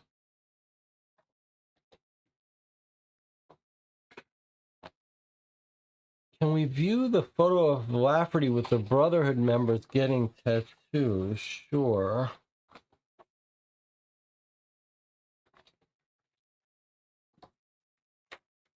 That's this photo. I mean, we have no...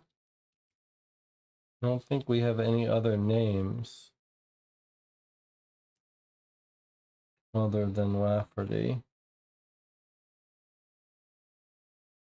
And we just have this photo.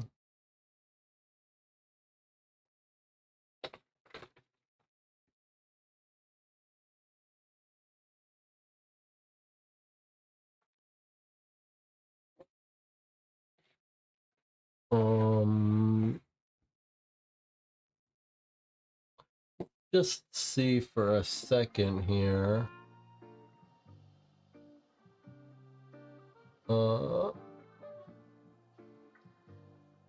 Let's just see if we've got this strange phone number ending in 497. It's almost grandma's phone number, but not quite. All right, so no phone number, but we do have Ivan's phone number. I'm gonna write it down here, even though I don't suspect him of anything. 420-728-5818-002. Did the doctor have any sign of a brand on his arm in the video? I certainly did not. No, if we had, we would have noticed that. We absolutely would have noticed that. All right, we can always come back to look at some of these if it doesn't make itself clear as we go. But we've looked at Vikral's file. We're ready to move on. Don't hesitate to tell me when the music is too loud, by the way.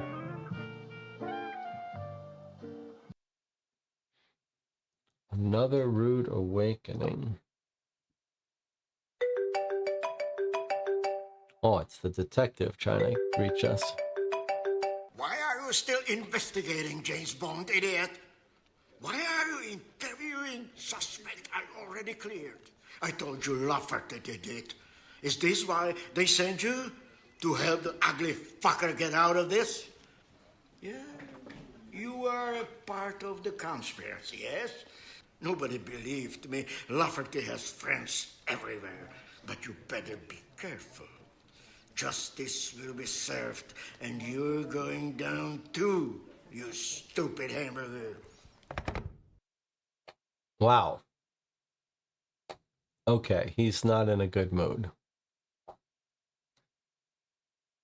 But now open file 6. Okay, well, this is someone that the chat has clearly been interested in for a while. Why is the detective... Well, not why is the detective, but the channel is suspicious of this detective. Why is the detective so keen on getting Lafferty arrested? Well, I think we kind of know why. The Lafferty has been sending him taunting messages. So it's not that surprising that he wants to catch him, but let's see if he's got any skeletons in his closet.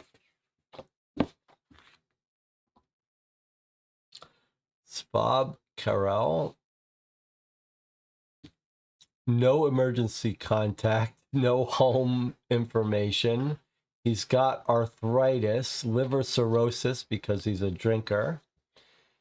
Mandated psychiatric hold for suicide and self-harm. He's divorced.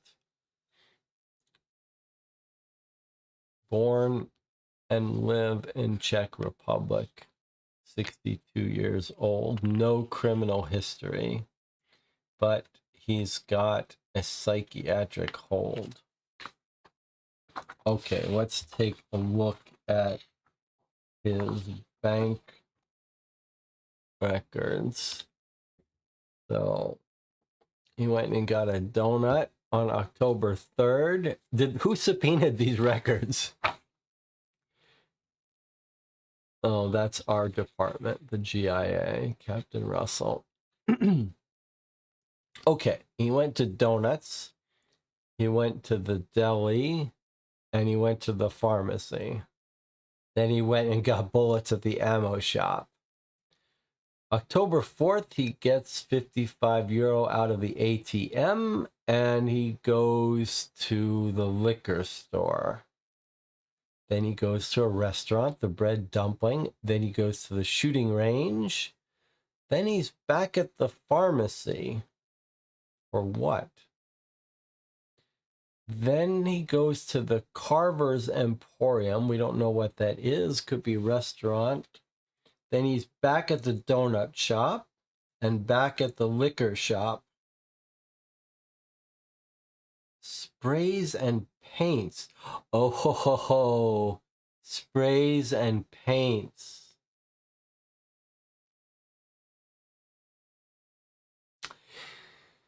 I think what we might have here is an indication that he's trying to frame the Brotherhood by spray painting their symbol on the wall.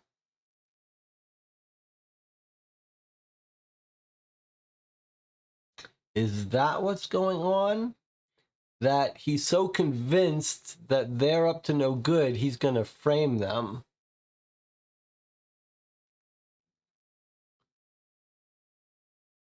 Saturday, he's gone to bottle return. Why is that in bold? Then Sunday, he's gone for a buffet alone, obviously at that price. And then he's back at the pharmacy.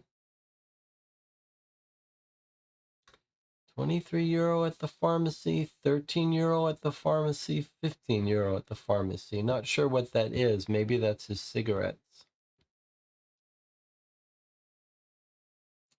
But the chat points out this purchase is before the murder.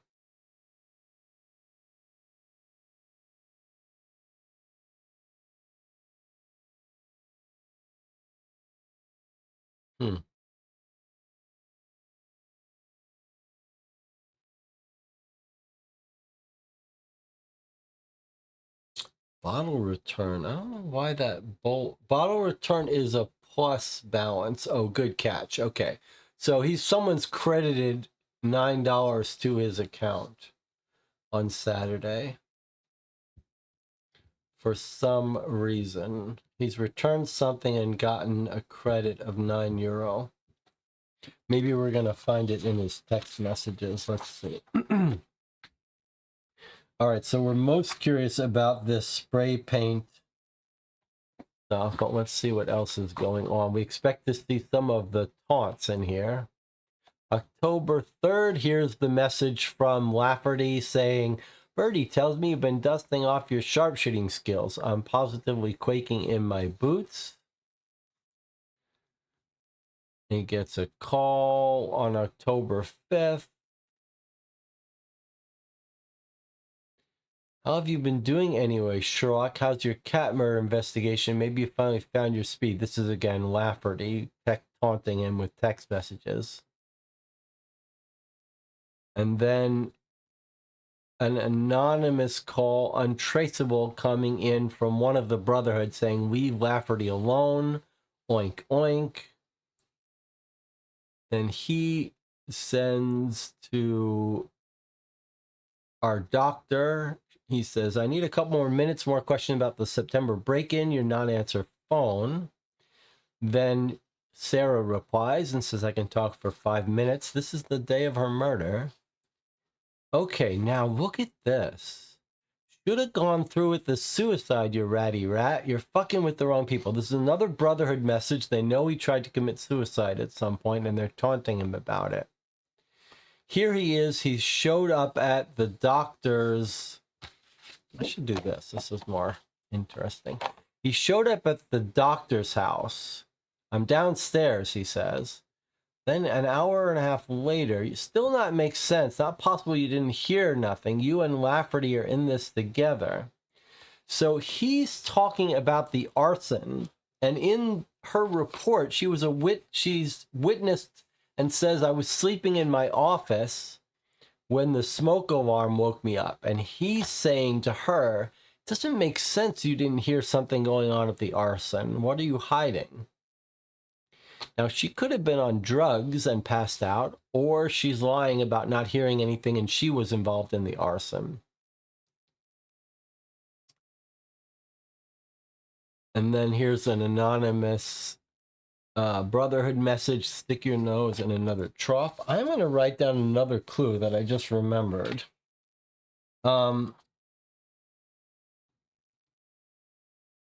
We got told that the arson was ethanol.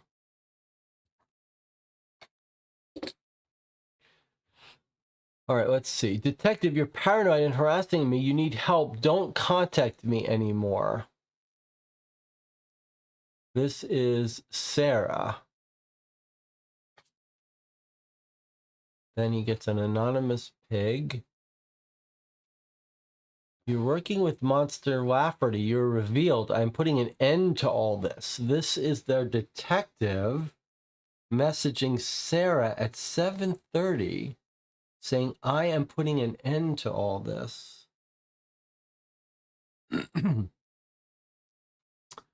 Very interesting.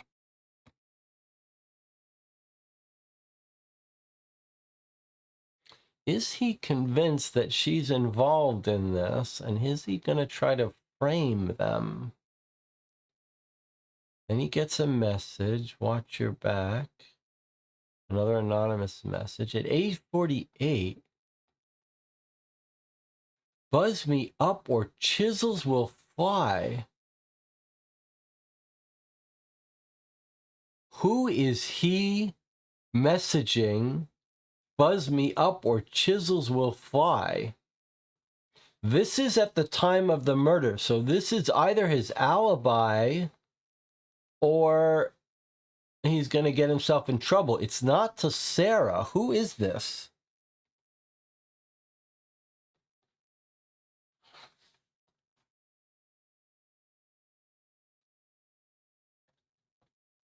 And then here's Lafferty saying, "Who? I wonder who leaked your number," because he's leaked Lafferty. He's leaked the detective's number. You spend all night carving it, and then you leave it behind, Carlos.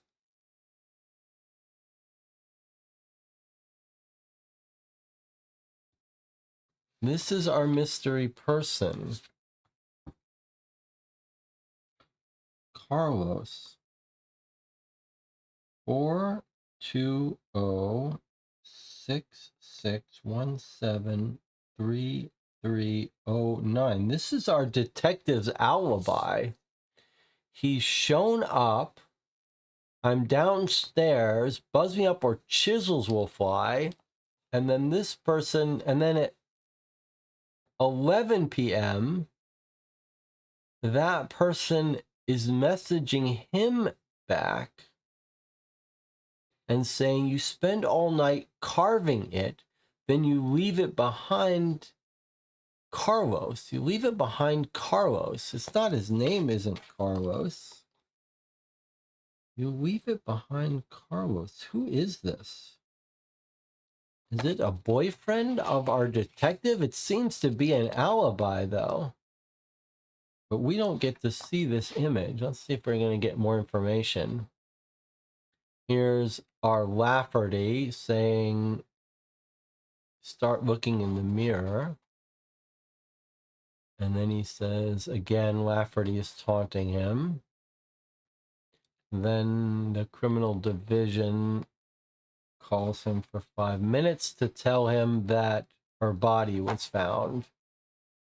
And then he sends a message to Lafferty, you fucking monster has gone too far. No fear, arrest warrant pending. I'll show you ritual, make your little Lafferty fall off. So this person is our detective's alibi.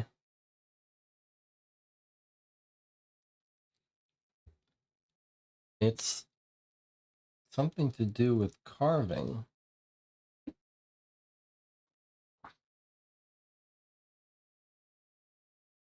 But this person says you spent all night carving it, and then you left it behind Carlos. So he shows up at this friend's house.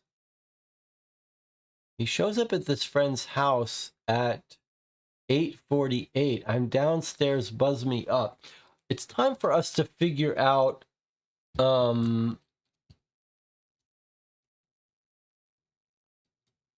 we need to return to time of death and be more specific. Oh, look, this is going to be, this may be the carving. Liberation is possible. Join the movement. This is their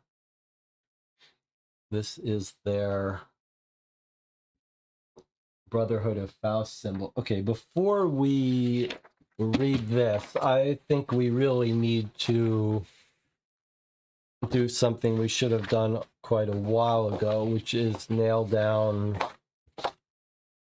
time of death, because we were too cavalier about it. We cared about it at one point, but then we never actually followed up. And now it's getting important. So Where is our medical examiner telling us time of death? Okay, here we go. Time of death. This is important. We should have nailed this down at the time when we were working on it. Okay, the medical examiner says 6 p.m. to midnight.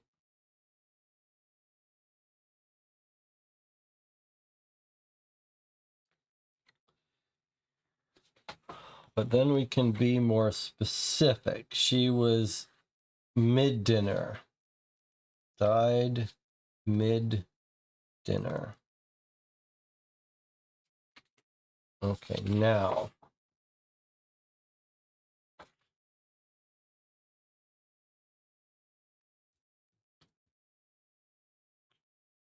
They heard an argument. The night watchman, we haven't returned to this. In fact, we should put this back to the heard argument, 7 to 8 p.m. Maybe that's when our detective showed up.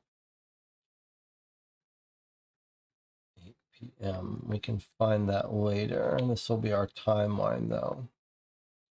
Okay, so the way we narrowed this down, though, even further, is that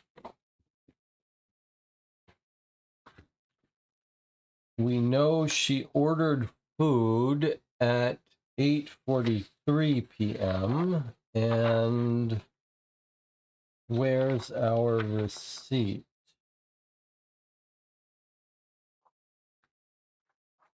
Where is our receipt? Didn't we get a copy of the receipt?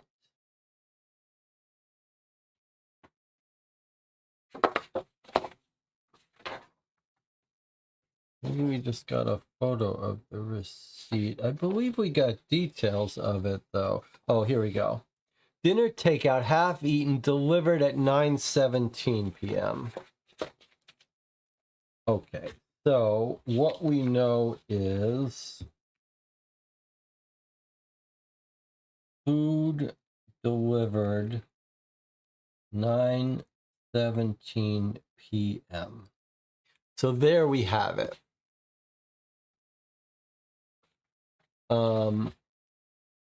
That's how we've narrowed her death. That she only ate a tiny bit of it and then died. So it's probably very close to this when she died. Okay, now the chat reminds me that the detective was supposed to be there around 6 and Liz was supposed to be there around 7. So I think that's great stuff for us to verify here. So here's October 6th. Here's the day of her murder. She's actually called Liz at 7 p.m. So she's called her.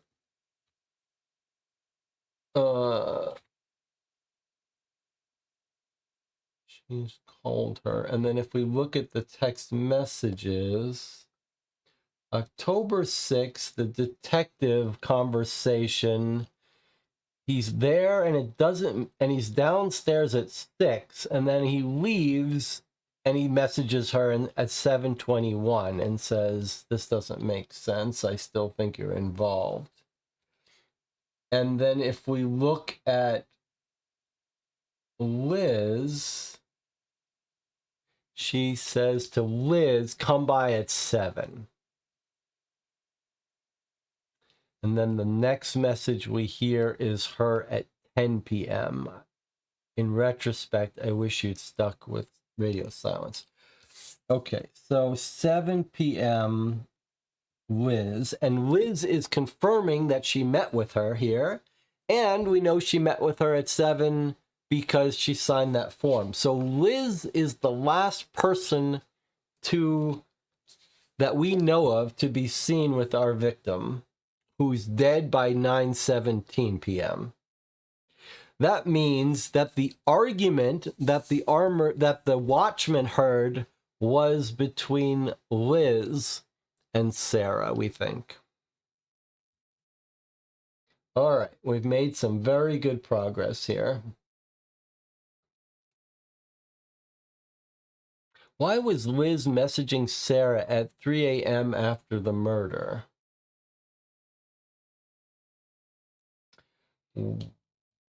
That's a very good question.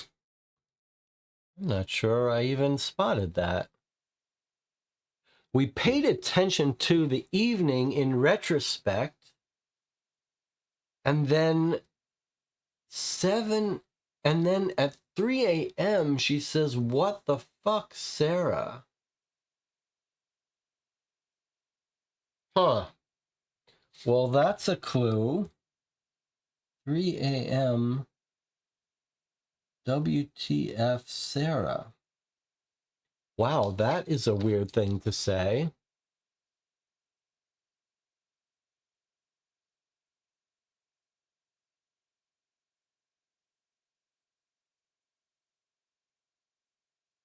WTF, Sarah. 3 a.m. Huh. Sarah says, I think she's still thinking about the conversation they had. I mean, that is realistic. Perry says that I'm wrong about the last person to see her. The last person to see her would have been the food delivery guy at 9:17 p.m. That's a very good point. That's a very good point. In fact, it's not even that. Like, you could imagine that someone else picked up the food and it was just dropped off. But actually, what we know is that she ordered food at 8:43 p.m. So, ordered food. So she is alive by 8:43 p.m. when presumably Liz is probably long gone. So that's good for Liz. All right, very good point. Very, very good point. Now,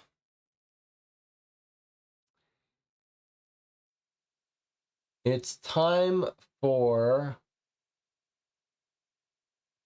envelope 6. That was our detective. We just been through his file.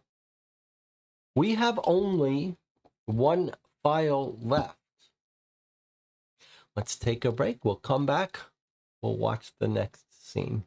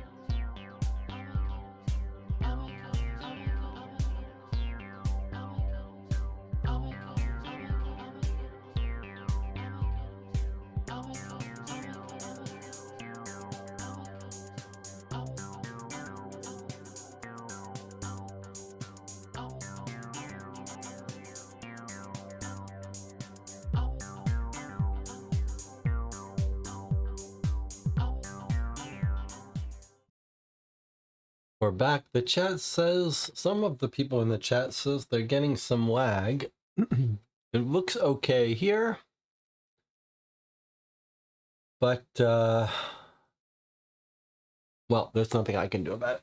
Now, the chat reminded me that we didn't go through the magazine here that was in our detectives folder. So let's see. We've got an advertisement paid for by the Brotherhood of Faust.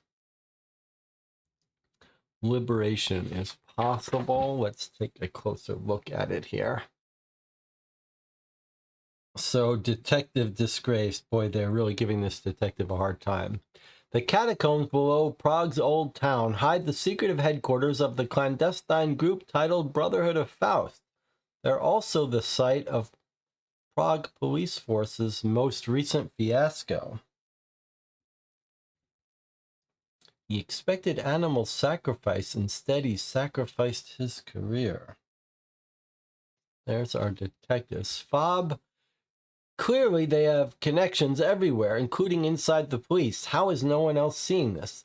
Detective Karol Swab of Prague Criminal Police recently led a massive coordinated sting operation against the Brotherhood of Faust, claiming credible evidence that the group sacrificing live animals during their gatherings. He led a SWAT team into the group's underground headquarters. However, the team discovered absolutely no illegal activity. Shocking twist.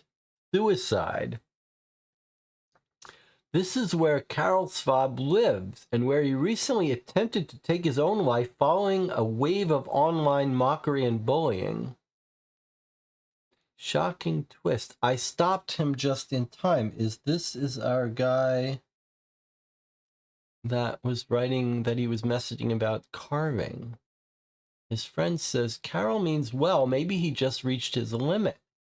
Seconds from self-inflicted death, Karol Swab was fortuitously rescued by a close friend. He wasn't answering the phone. I had a sixth sense intuition to go check on him.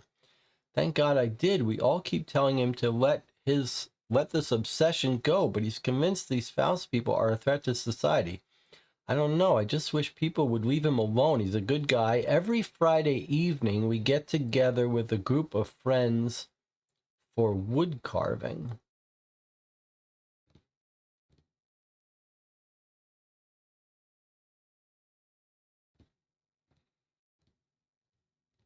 I mean, there's the carving, there's the friend, and we saw the messages.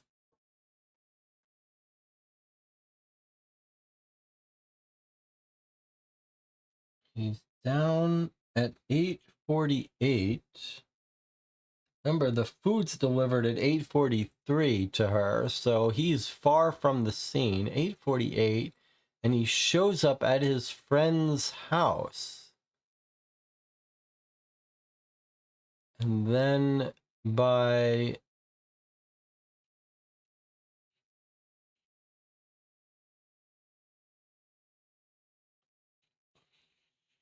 then at 11:12, his friend says, you spent all night carving it, then you leave it behind. So it seems to me that's his alibi, and there's his friend. Now, what's this? Here's Lafferty commenting.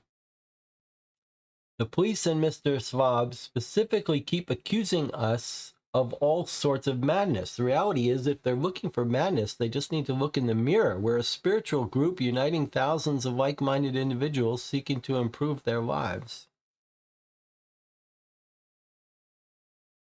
So yeah, this is our friend.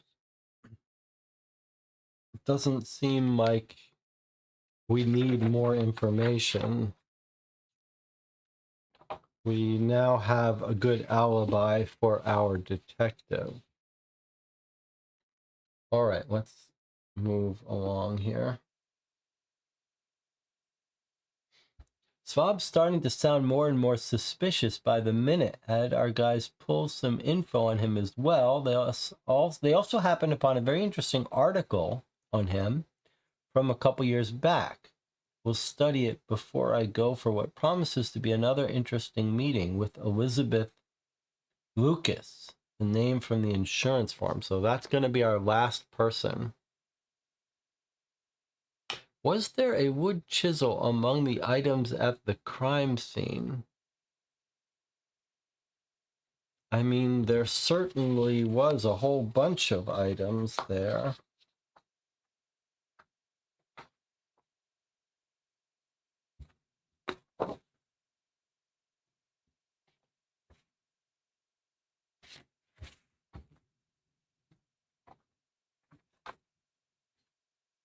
Just to remind you,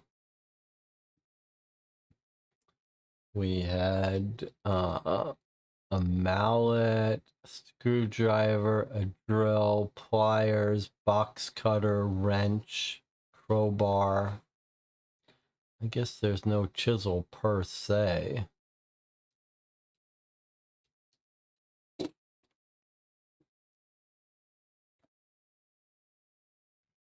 Okay. Let's go to the next file here.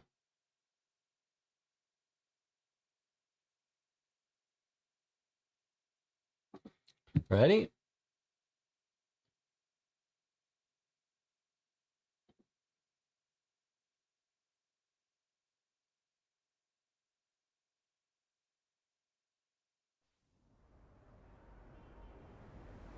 Yeah. I sure thought we were close.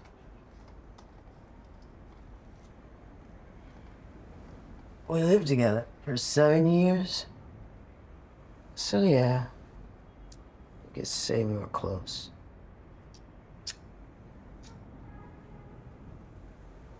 Fuck 'em, I know.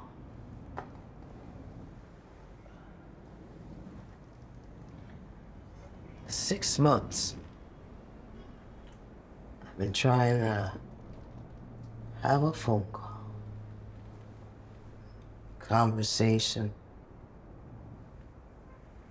Fucking something. Not even. I come out here. Halfway across the fucking world. Then ring ring! Look who's fucking calling. I should have fucking hated her by then. But no.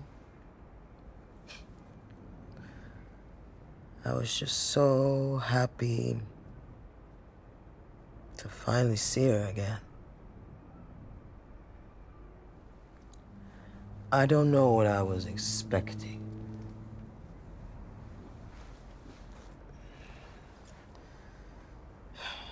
But merciless, impenetrable.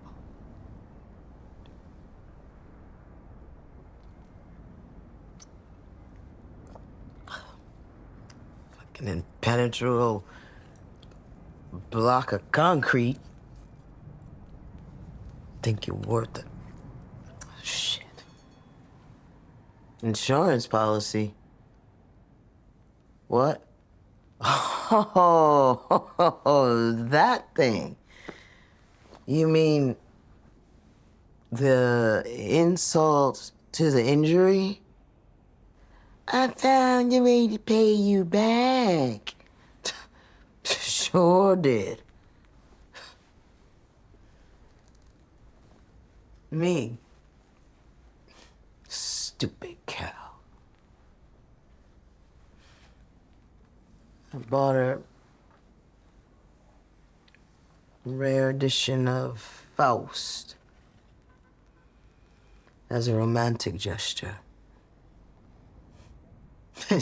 And she, very romantically, pulls out some sort of insurance policy for me to sign.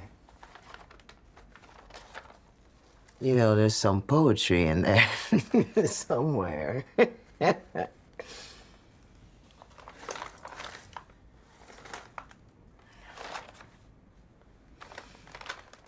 You know, even when things were really great between us,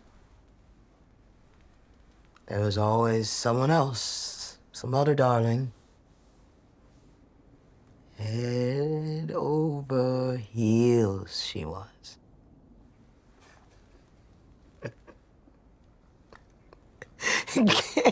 Gambling.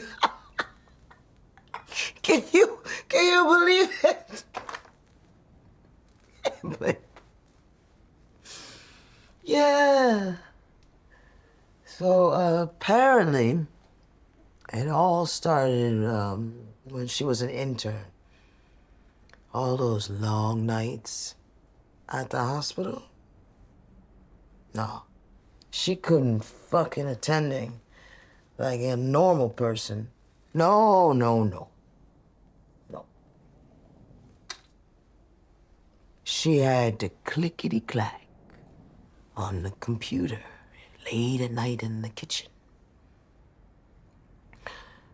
Or these weekends away with friends I never heard of.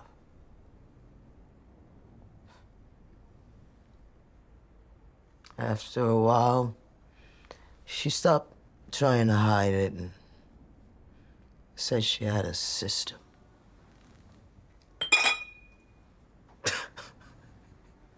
Some fucking system. She took out a loan in my name behind my back. I still forgave her.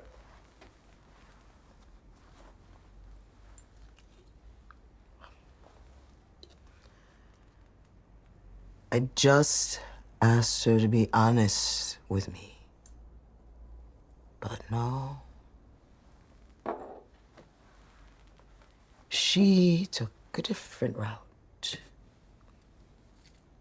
Didn't she? Fucking ice queen.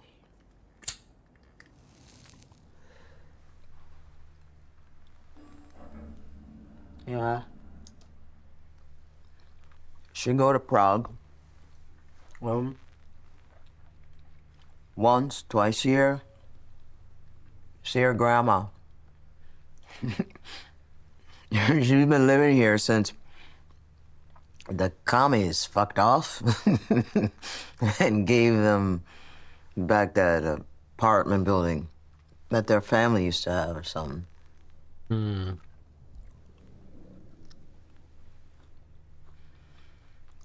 This last time I couldn't go. Something must have happened. Because when she came back, she was all like,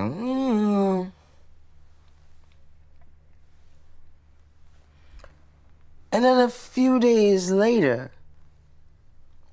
a note on the nightstand. Sorry, I have to move to Prague. Don't come looking for me. Sorry? Fuck you!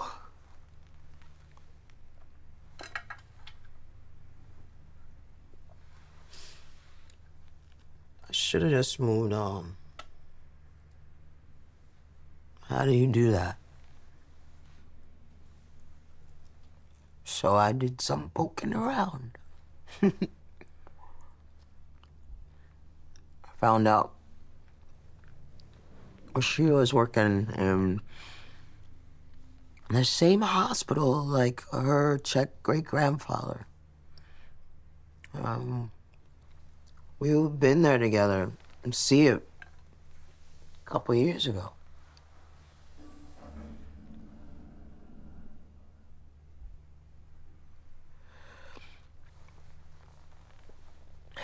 Same building.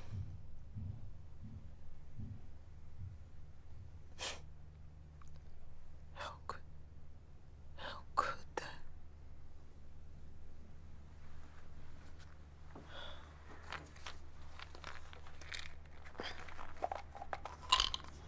Friday? Where was I Friday night? It's Friday, I'm in love. Saturday, found a way to pay you back. Kiss my ass. Fuck you.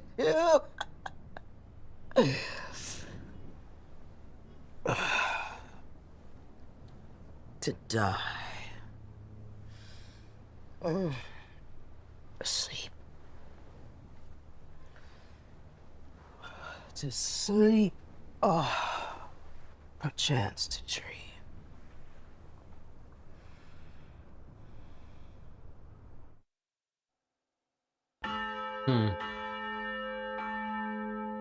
A woman scorned and stoned, so very stoned. Could it have been her?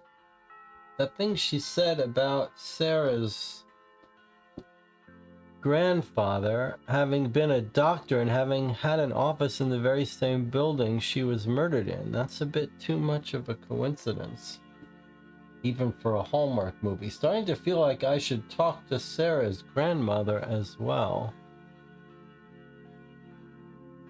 So yeah, that was interesting. That person was all drugged up and drunk.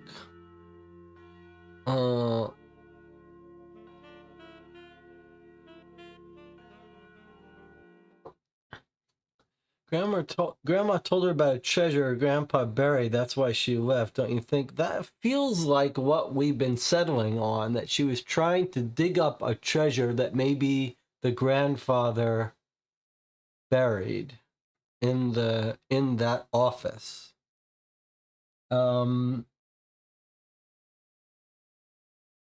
It seem like to anyone else that maybe she had scratches on her face from like a fight? But even if that was true, I'm not sure that would implicate her in much. We're told they had an argument. They were yelling at 7 p.m. anyway. All right, let's go ahead and take a look at Elizabeth's file. She explained why she was upset about the insurance thing, and she sort of explained that. Actually, before I open this, I did have a thought.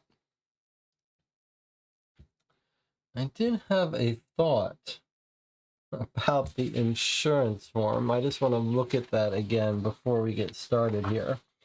So, when we looked at the insurance form, I said,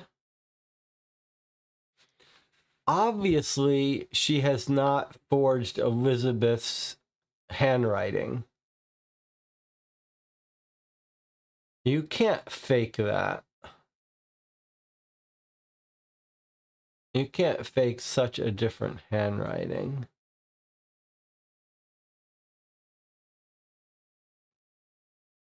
But maybe we should look at it from the other direction.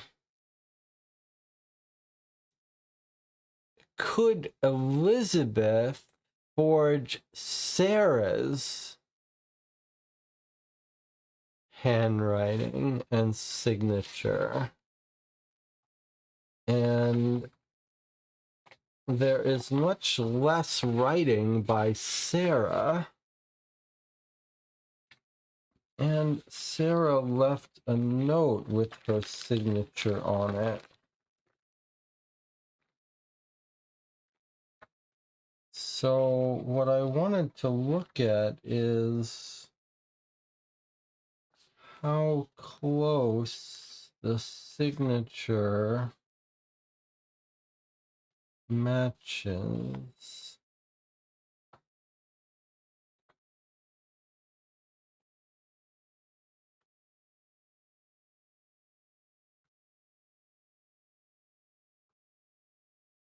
I'll entertain the possibility that Elizabeth has forged Sarah's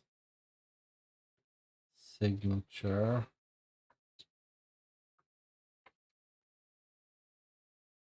Seems unlikely.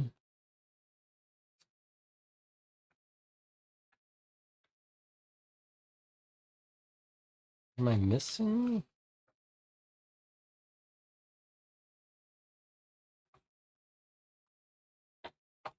Why am I missing a piece?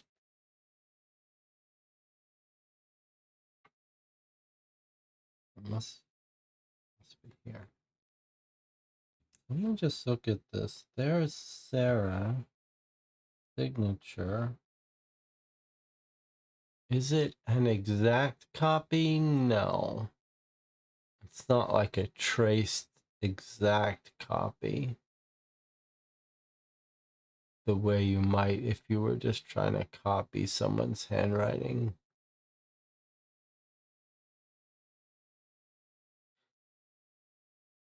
So I don't think that that handwriting analysis does not suggest to me that Elizabeth was forging it.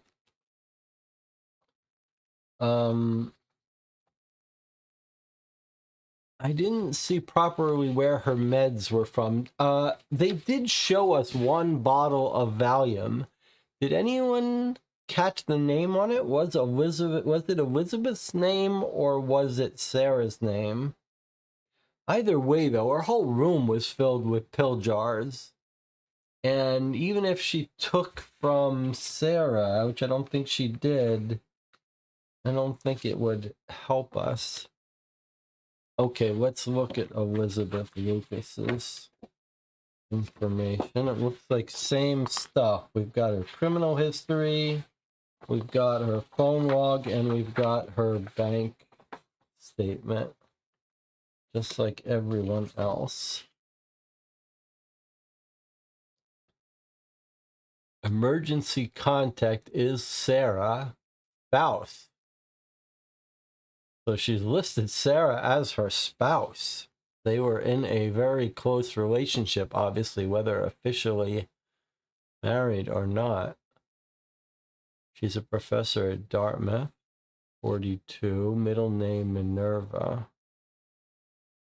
She's got clinical depression, treated for opiate addiction.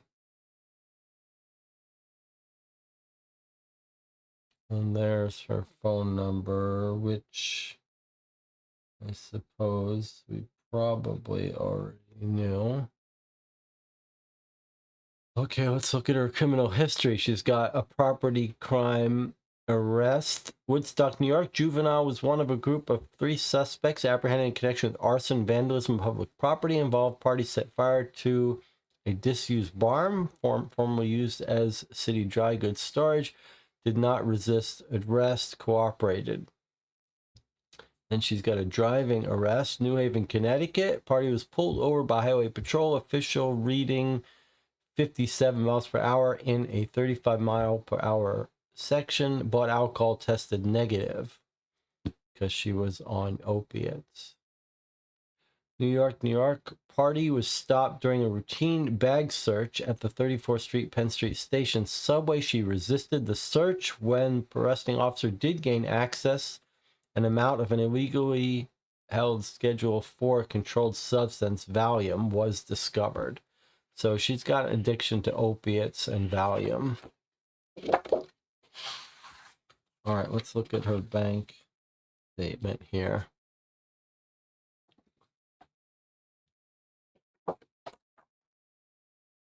So October 3rd, she's booked a hotel in Prague, $662. She's gone to the cafe for $13. She went to get a beer on October 4th for $16. She's withdrawn $600 in cash. That's a large amount of cash to withdraw. She's gone to a bookstore. She told us she bought a rare copy of the Faust book to give Sarah as a present if she found her. She went on a tour of a castle. She went to a cafe at 9 a.m. in the morning. And then at 8:07, she's finished meeting with Sarah. And she's gone to have a drink. 9:23, she's headed to pick up some liquor to drink in her hotel. She's gone back to the liquor store 20 minutes later. This is all when we think our girl Sarah is getting killed. Back to the liquor store at 11 p.m. Out to get something to eat at 1 a.m. Room service the next morning at 10:30 a.m. Online food delivery. We saw all the food in her hotel room. She doesn't want to leave the hotel. And now she's booked her flight back. And now she went to another bar on Sunday. So nothing suspicious here, really. And chat points out that this place where she's buying her liquor is right next to her hotel. That's a very good observation, on the same street as the hotel. All right, so nothing suspicious there. She's got 2 pages of phone records. Let's take a look here.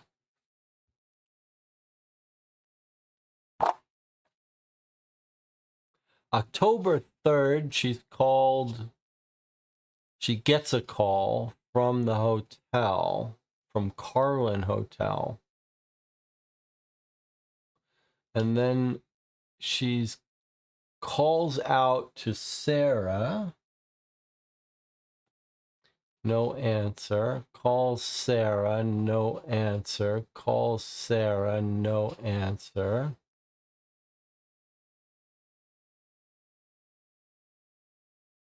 Calls a relative, Lucas Ann.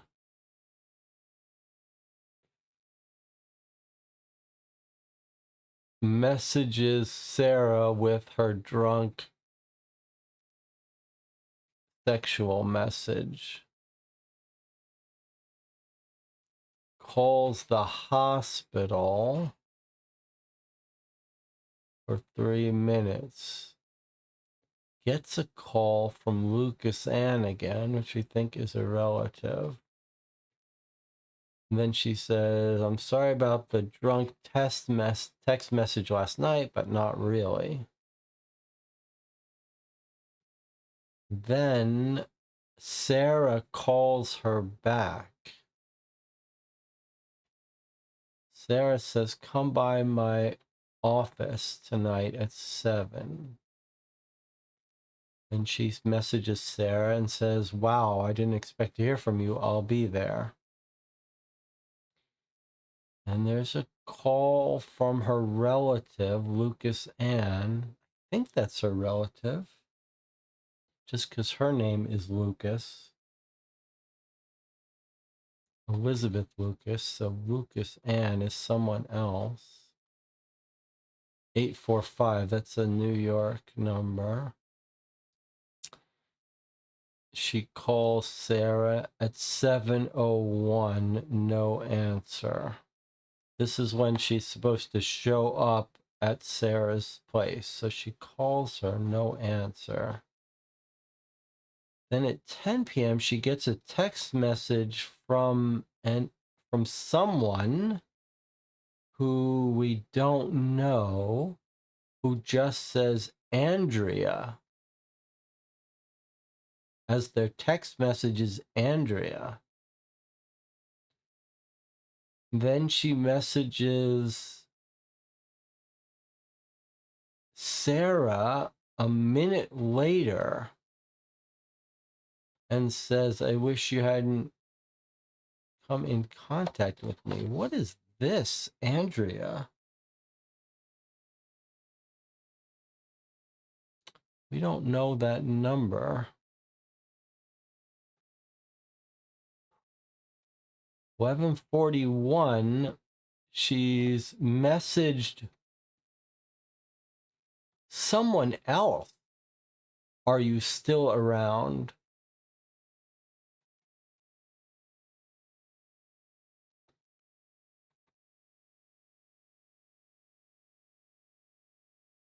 Eight 6869.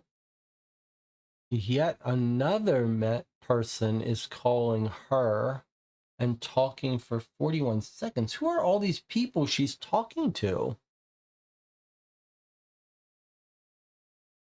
These are all different numbers. Someone called for 41 minutes.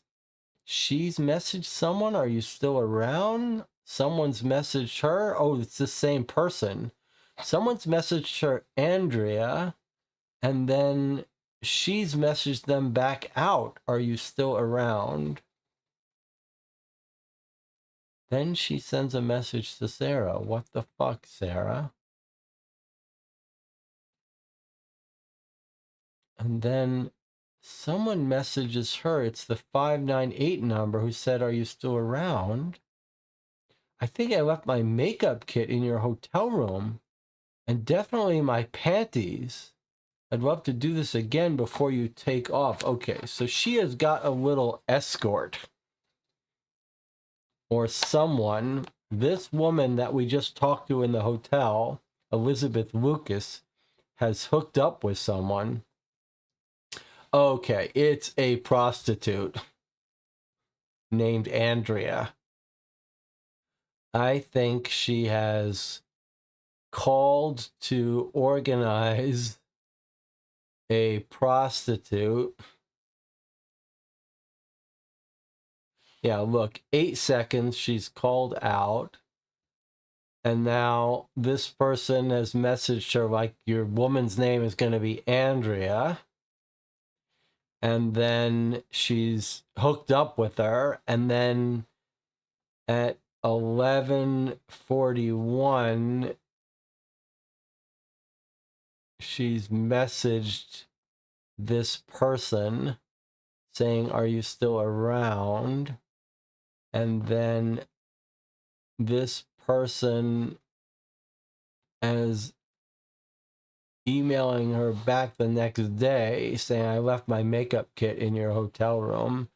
Definitely my panties. I'd love to do this again. And then she gets confirmation that she's leaving town on October 9th,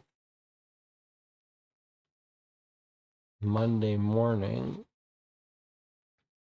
And then she's calling. Who is she calling? She's calling mental health. Soho Mental Health. And she talks to her sister again. And she calls a yoga place.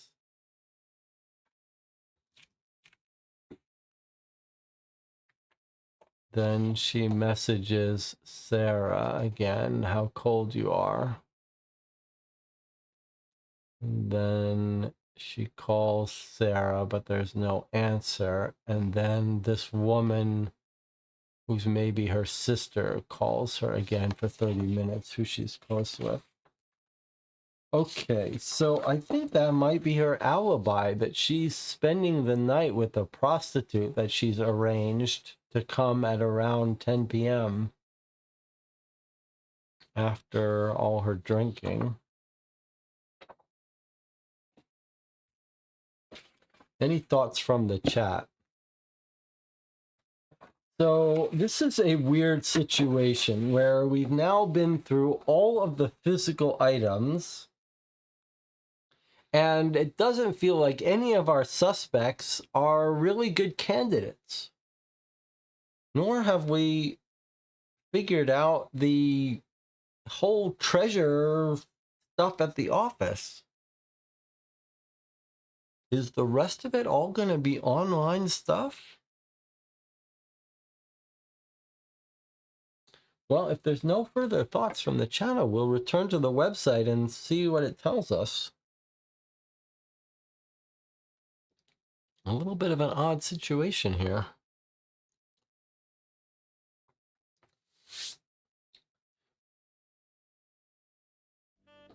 All right. Let's see what we've got here.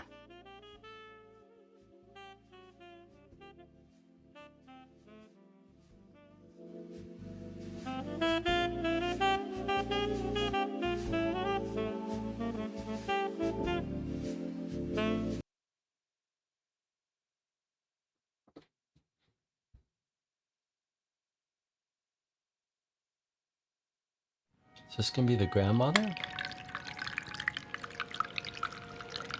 Yes, my father did work in that godforsaken house. He was head of the hospital back then.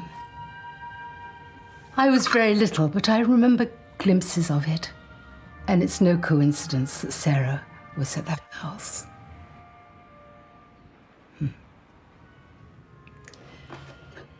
It was about half a year ago she came to visit. I could tell right away that something was very wrong. It didn't take much prodding. Apparently, she owed money, a lot of it, to some very scary people. I told her not to worry. Move out here, I said. Start afresh. I'll settle all your debts. I mean, what am I going to do with all this? But she wouldn't have it.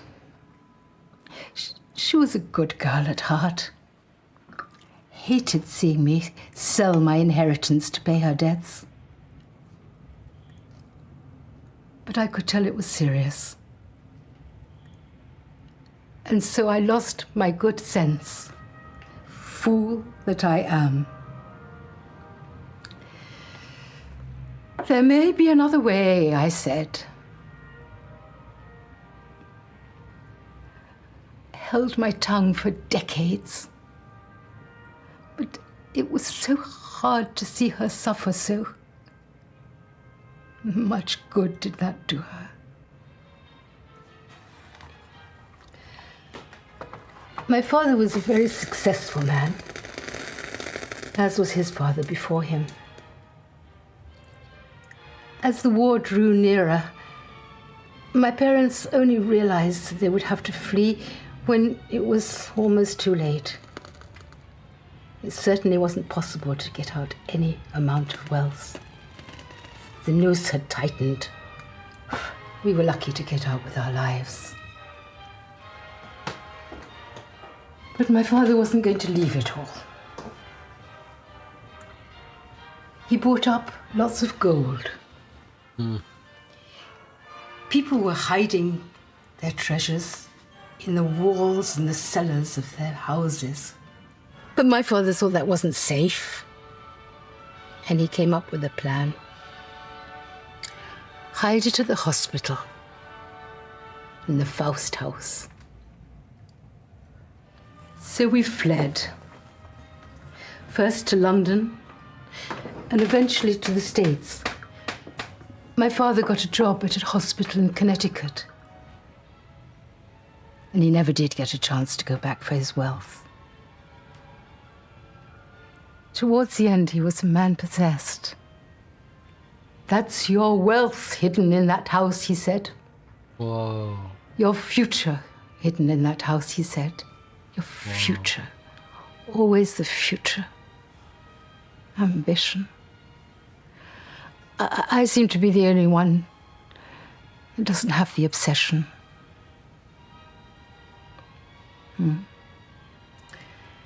I half forgot the story. Something in me told me I should take it to my grave. As of course I should have done. After I told Sarah, she was changed. Soon after, moved out here and got a job in that house. I comforted myself. thinking whatever had been hidden there would surely long be gone. She wouldn't find anything, and eventually come to her senses and accept my offer. Now I think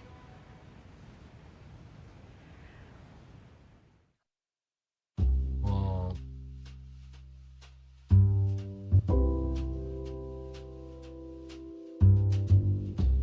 Well, that's it. Come up with your final theory of the crime and then make an arrest. So we are clearly missing something, but I can see we have been basically right about the treasure. So I think the chat has locked on to Eva, the floor restorer. That video is absolutely not AI generated. Not a chance in hell. Okay, now, I think we're all thinking it's Eva now. Eva needs the money, was working on the floor, had a weird, creepy thing she said. So we're going to focus a bit on Eva. We're going to grab out Eva's folder, Eva Pokorna, and we're going to go looking for evidence about Eva. I think maybe the first thing we'll do regarding that is see if we can't rewatch Eva's video. Now, where was that? Is this it? No, that's the detective. We don't need to hear from him.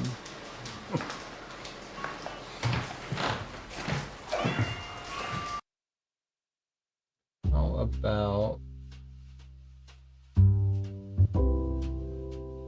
chapter 1? Maybe it was after. It was after our detective. Fine wood and water, you think, huh?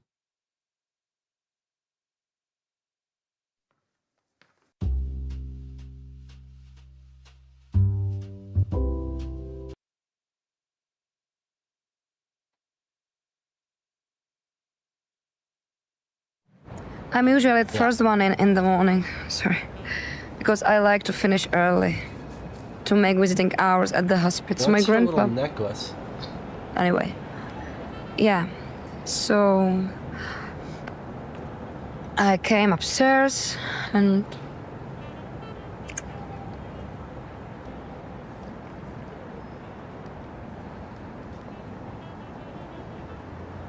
there she was. Oh, she discovered the body. She looked so lifeless, but maybe peaceful. She looked very calm. No?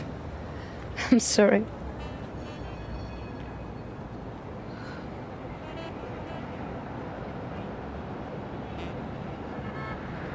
I was working on restoring the floor at the main library. It got damaged in the recent fire. I'm sorry. It's just such a terrifying thing, you know? One moment and then...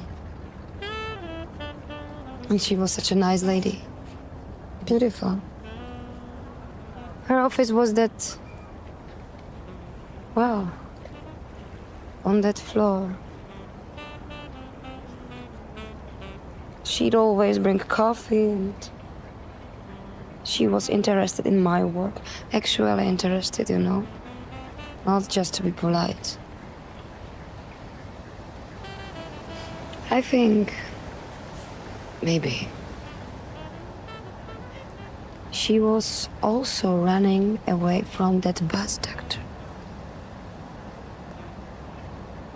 I think... he is a little creepy. You know? Friday evening? She's not wrong. Oh, I wasn't here at all. I went to the mountains right after work. Let's get it. In the east, almost on Polish border, you know? Oh, I go most weekends. I grew up there with my grandpa. I cut the grass and take care of the garden a bit, and Okay, yeah. she's told us her alibi. I'm He not sure seems we to checked worry it about it out too much. before. He's so frail now. They say there's no cure, just some experimental treatment that costs a ton of money. Money. Money. Such a silly thing when you think about it, yeah? And it could drive a person crazy. Okay, so that was pretty cool. Now, what we do catch here, though, is she's given an alibi. She says, I wasn't even in town. I was up near the Polish border where I go most weekends. So now let's see if we can't catch her in a lie.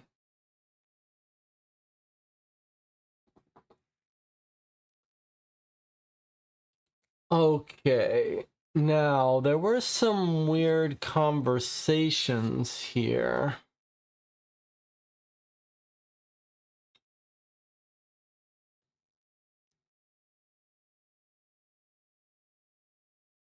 She's made some calls to the hospice.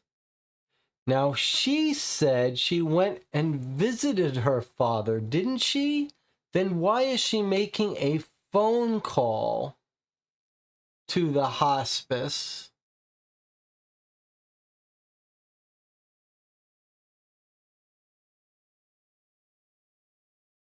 And here would have been the evening after the murder. She is trying to call someone. Call me, please. She really wants to talk to this person. Who is this person? How you holding up? How's grandpa? And now she's called them at 2 a.m. in a panic after the murder.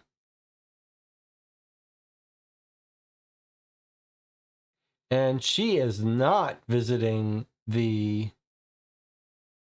She is not...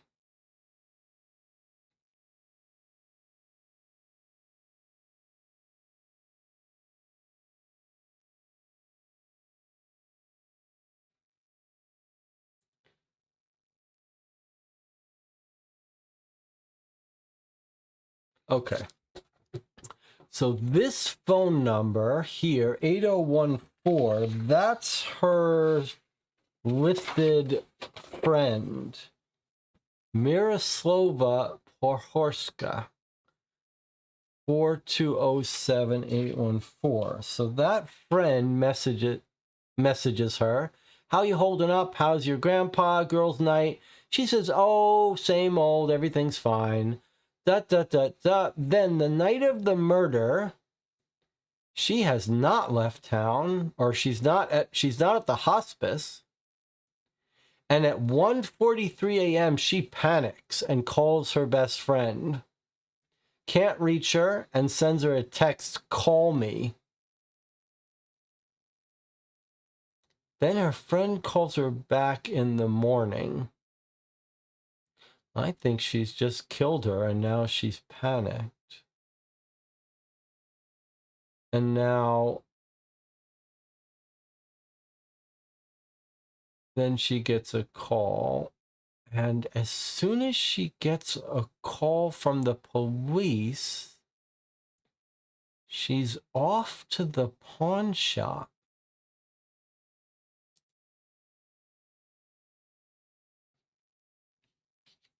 Where she spends 475 euro. What do you think she's getting at the pawn shop? All right, let's trace her period now. She's paying the hospice money on the 4th. goes to the bakery in Prague on the morning of Friday. Online, Prague on Sunday.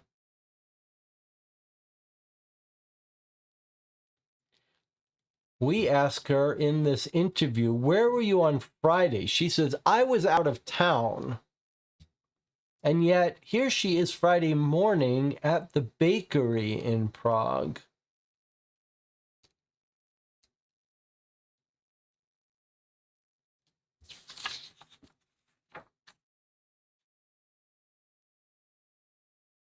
And then Friday afternoon, calling the foundation, the ALS Foundation, and the hospice.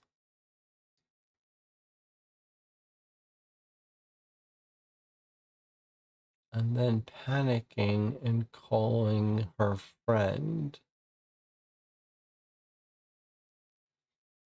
I need to listen to whether she says she's at her father's hospice. Because if she says she's at her father's hospice for the weekend, then that's 100% a lie. But if she just says she's off to a different place. I'm usually the first one in the morning, sorry, because I like to finish early, to make visiting hours at the hospital. My grandpa. Anyway, yeah, so I came upstairs and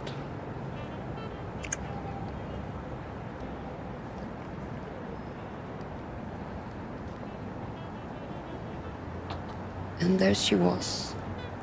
Yeah, there she was. She looked so lifeless, but maybe peaceful. She looked very calm. No? I'm sorry.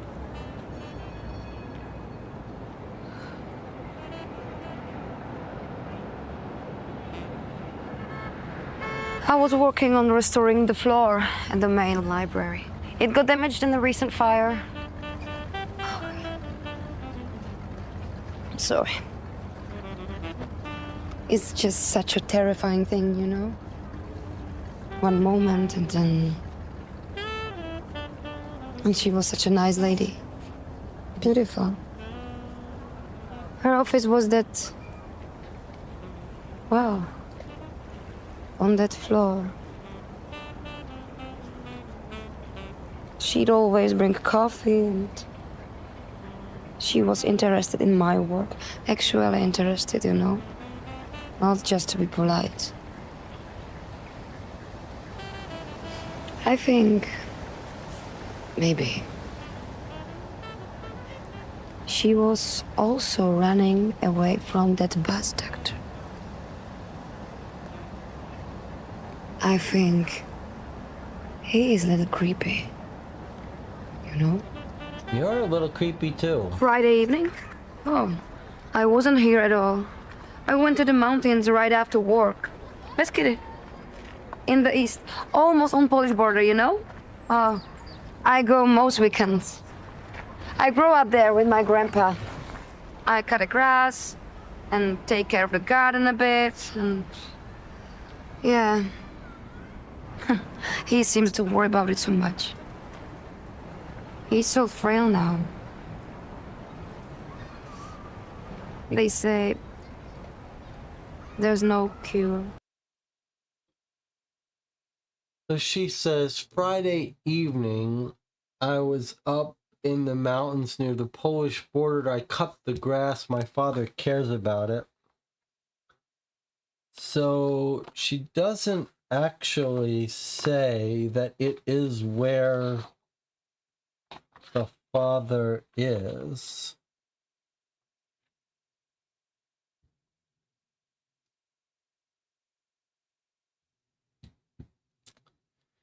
He goes there every weekend.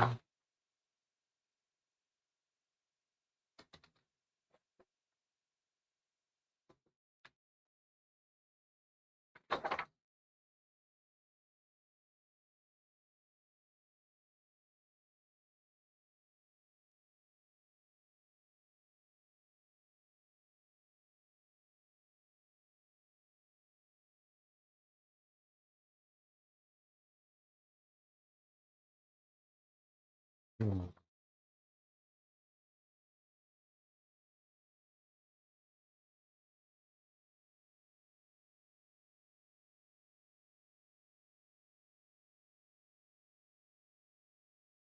Here's the crime scene report from the arson where Eva is mentioned.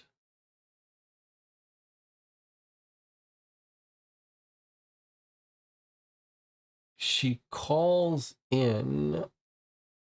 Oh, this is the found body. She has found the body.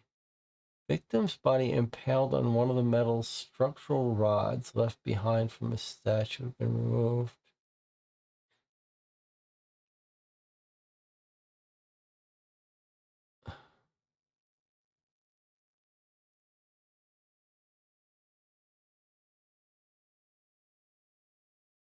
Torkova had been under contract to restore the damaged force since September 23rd.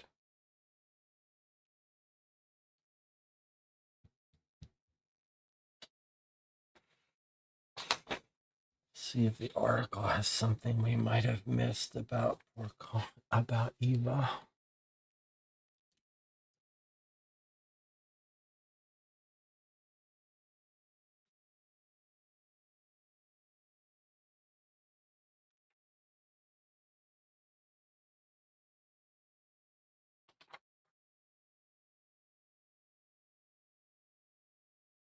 Flooding. Rains are due to stop tomorrow. Is it possible this is the area that Eva is claiming to have gone to? And we don't believe her because of that?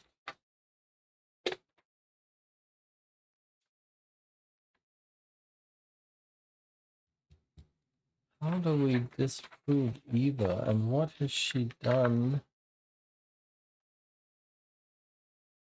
We don't have a necklace that we suspect.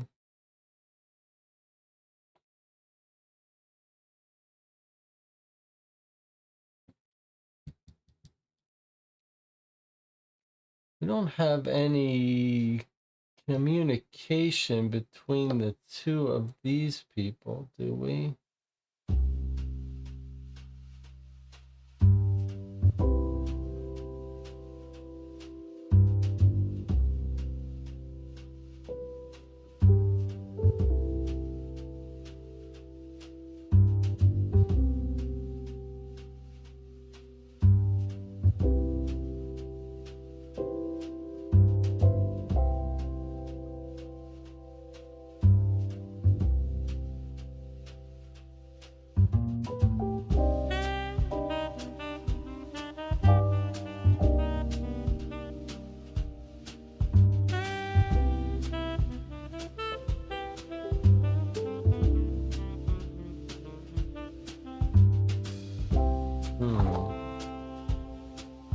Well, what does the chat say?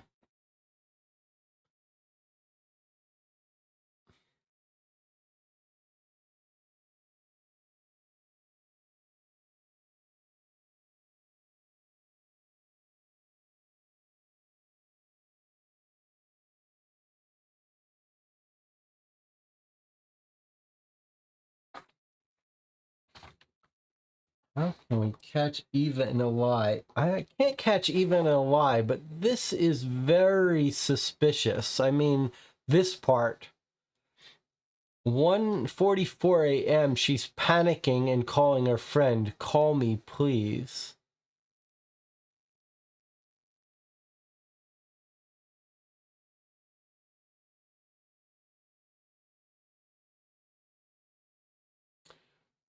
And then here she is having discovered the body at 7:42 a.m. She calls emergency services. Everything's fine. Everything's fine. She calls the hospice. She calls the loan. She calls ALS. She calls the hospice in the morning. And then she claims she went in the evening to take care of the old home. And yet here she is at 1:43 panicking and calling her friend. That seems very off.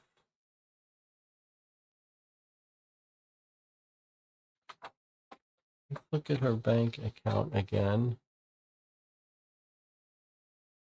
Prague, Prague, Prague. She claims she's there every weekend. In the morning, she's gone to the bakery.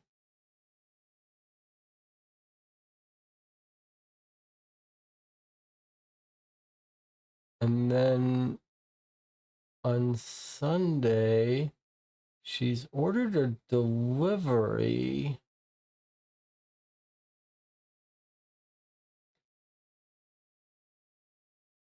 What's going on here? Discount pharmacy online. Is that something for her father? Is that what we thought? But here, look, she's back in Prague by Sunday evening. I guess that's consistent. Why is she withdrawing money from the ATM? Instant online counseling. She's like panicked. And then this very weird thing where she's paid pawn shop.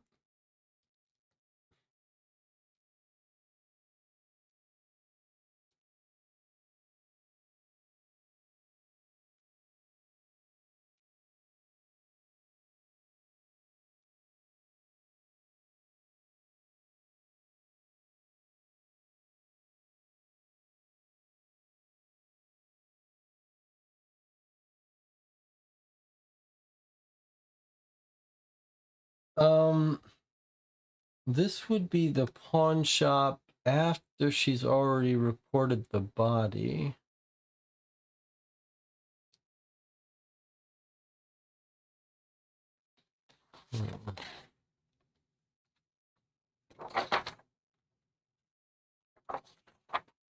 Let's take a look at her information again. What's her previous record? So she was ecology activist trespassing. They formed a human chain. She resisted arrest. And then she had unpaid tickets for traffic. Nothing major.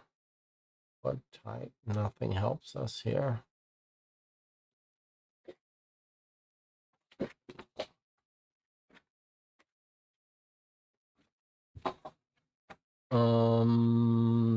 Then the chat was suggesting maybe we need to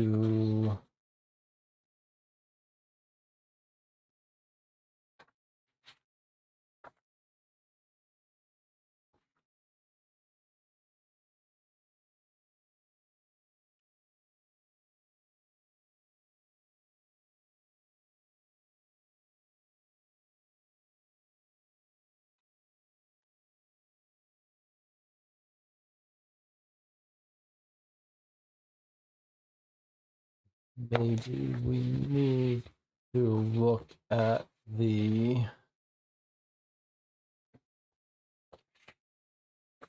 newspaper about the flooding again. We're hoping that would prove she didn't leave town for the Polish border.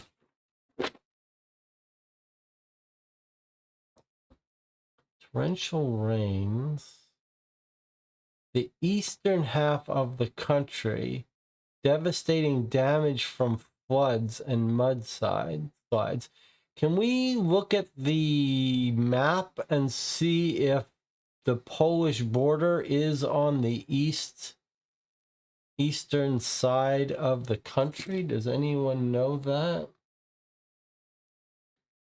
Google Maps.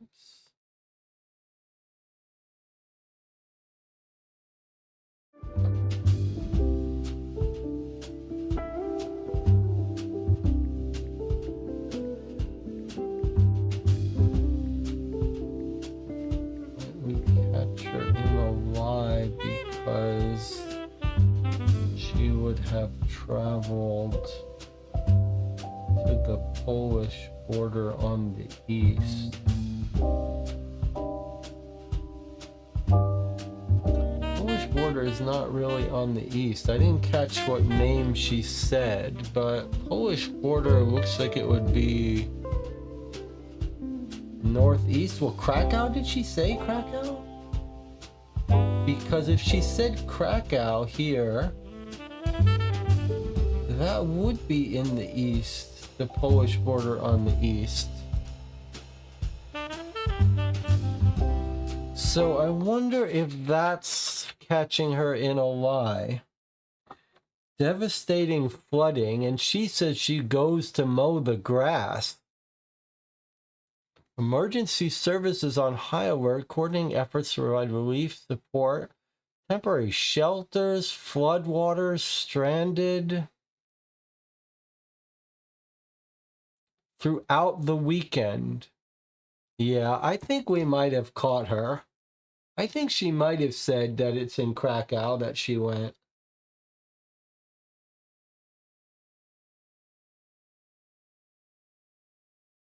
I think this is the catching her in the lie. What do you think? Does this make it much less likely that she's telling the truth about traveling to the weekend, how happy she was to go mow the lawn? I think we should try to listen once more to where she says her family house is. I'm usually the first one in the morning, sorry, because I like to finish early, to make visiting hours at the hospital. My grandpa. I can't really Anyway. fast forward it. Yeah, so I came upstairs and She's nervous. She's the tobacco smoker. She's got some necklace that she's kind of hiding. there she was.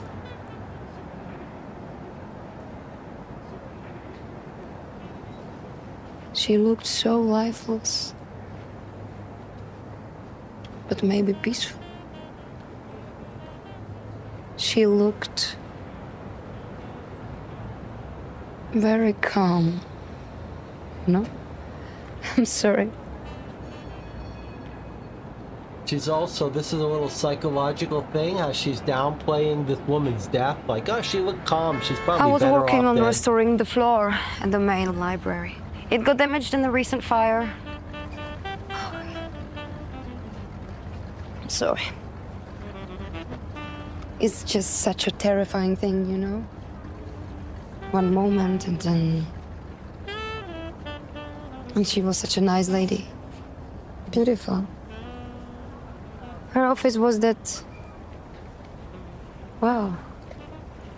On that floor.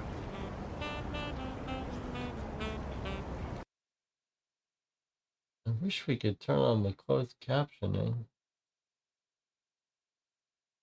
She'd always bring coffee and she was says we interested can in my turn on work. closed caption, but Actually it won't let interested, you us. know? Not just to be polite. I think... maybe... she was also running away from that bus doctor. I think...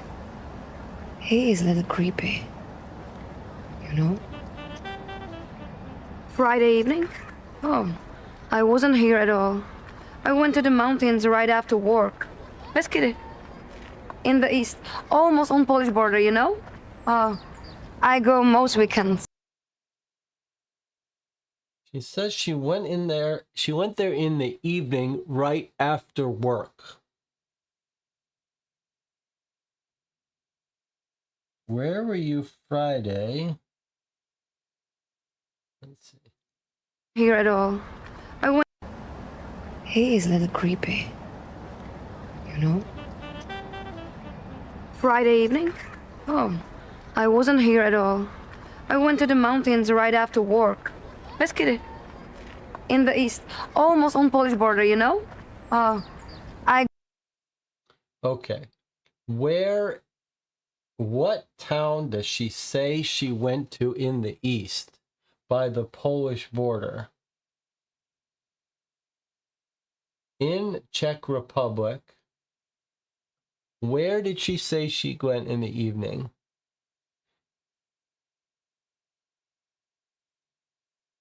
On the east near the Polish border. Yeah, but it would be nice to know where. But I guess it doesn't matter. She says east on the Polish border.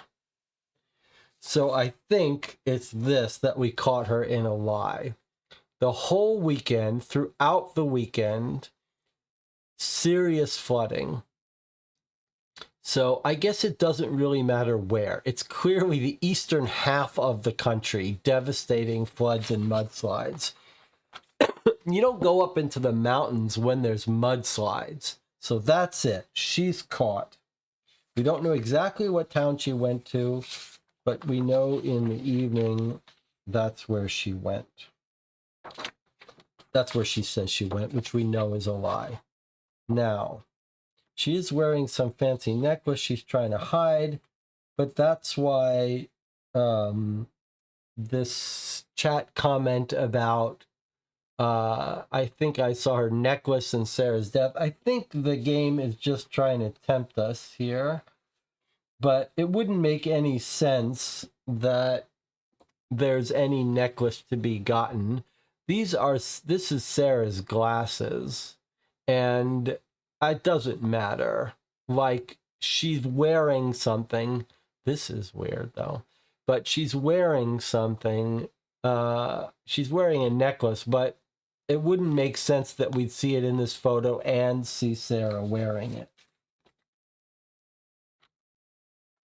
So I don't think that's it. I think it's the fact that we caught her. She's clearly not.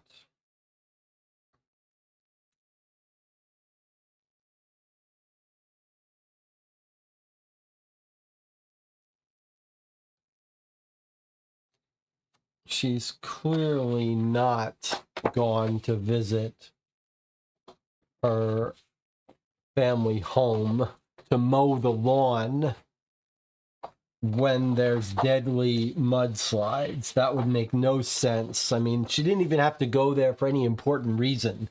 She just goes there to hang out. And we can see at 1 a.m. she's calling her friend in a panic. I just wish I knew what she bought at the pawn shop. Maybe we're going to discover that she bought something important right after the murder.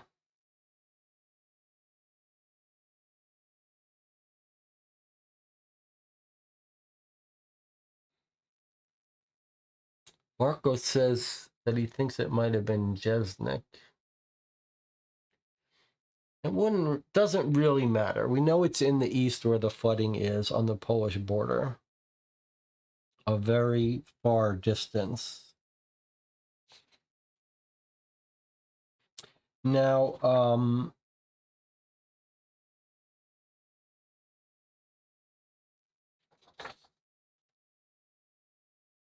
before we put in our answer, I think we're going to have a vote. I think we're pretty confident that it's Eva. So here's what we're going to do. We're going to take our 8-minute break. Then we'll come back. We'll have our vote. See if there's anything else anyone wants to look at. I would challenge you to try to come up with a theory of the pawn shop, though. She's paid the pawn shop €500 the afternoon after she's phoned in to say I've discovered the body. I think there's going to be something to that, and it would be nice if we could come up with a theory before the game tells us. Let's take our break, perhaps our last break. I'm not sure. We'll come back. We'll have a vote on who we think did it. I'll see you in 8 minutes.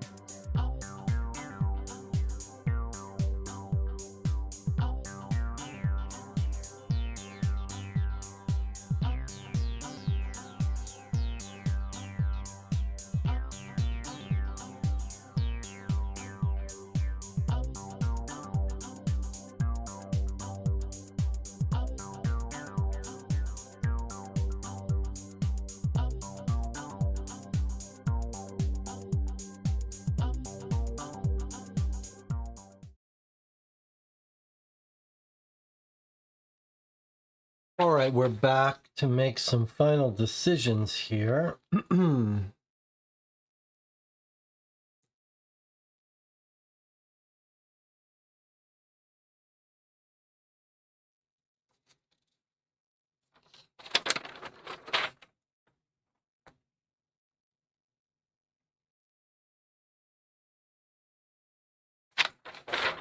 trying to find the part where the tobacco was mentioned. Trace amounts of tobacco ash recovered in close proximity to the body. So no cigarette butt, but tobacco ash. That seems like that might be from the hand-rolled cigarettes of Eva. So let me make a couple of observations here. If you look at the medical examiner, we're told that superficial scratches and bruising in both arms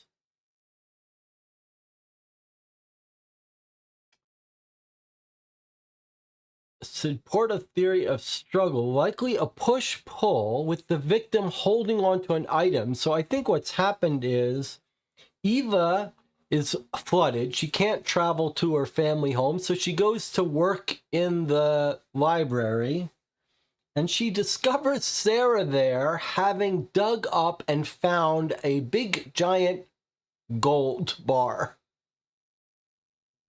15-inch by 4-inch gold bar. In fact, we might want to check the size of gold bars and see if that's a standard size. And she is struggling with Sarah to get it. She says, I need the money. I should have found this.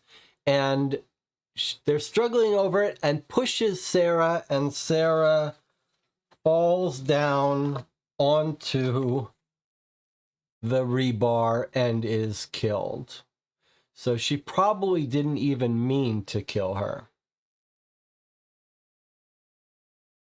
And then she's cleaned up the scene to make sure she's not get any DNA on the scene. And the discussion of the pawn shop. Let's see what the chat is saying. I think she needs some lots of stuff to help her grandpa. Now she's got gold, she can buy all her stuff back. She didn't want to risk someone buying her stuff. That's the rush. She had counseling service. They may have written her a prescription to go in after the murder. Account was already negative. It's not like she came into money, which allowed her to buy something at the pawn shop.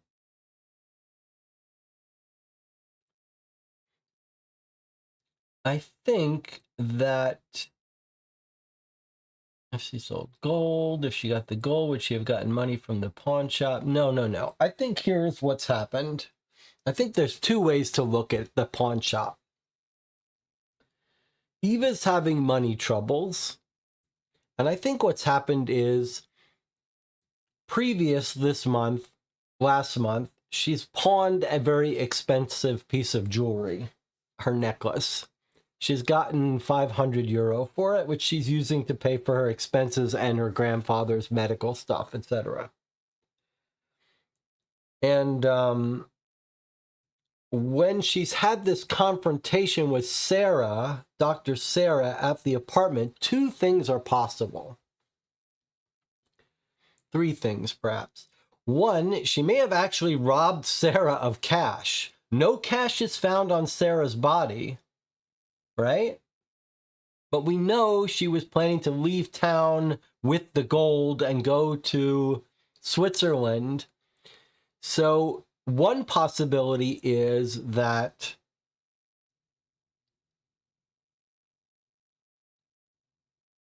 Eva has robbed her of a couple €1,000 in cash. And now she has the money to get back her pawned jewelry before it gets sold. That's one possibility.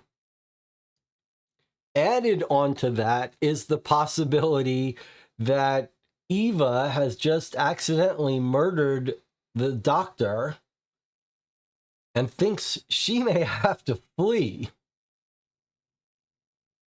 And she wants that heirloom jewelry before she flees. The other possibility would be that somehow some item that got damaged in the fight or would have to be returned to the scene has to be bought and replaced so that she can give it back when the cops want it. But I suspect more strongly that it's something like she knows she's come into money now, and so she can afford to get back her thing from the pawn shop. Or maybe she's got something from the pawn shop to help her melt down the gold. She hasn't brought the gold to the pawn shop, that's for sure. All right, let's go to the website. Let's have our vote here. Eva. You just couldn't leave well enough alone. All right, so we're gonna have our vote now. Come up with your final theory of the crime. Hit next when ready to make an arrest. All right, so we may get another question, but it's time for a vote. YouTube says there are 22 concurrent viewers. Let's see how many people want to come out of the woodwork and participate in this vote. Marco says a standard 400-ounce gold bar is 7 inches long by 3.5 inches long. So that's not 15 by 4, but maybe in the olden times they were bigger. All right, so there's the person I think we're going to accuse, but actually we could get our photos out here and put them out for us to consider.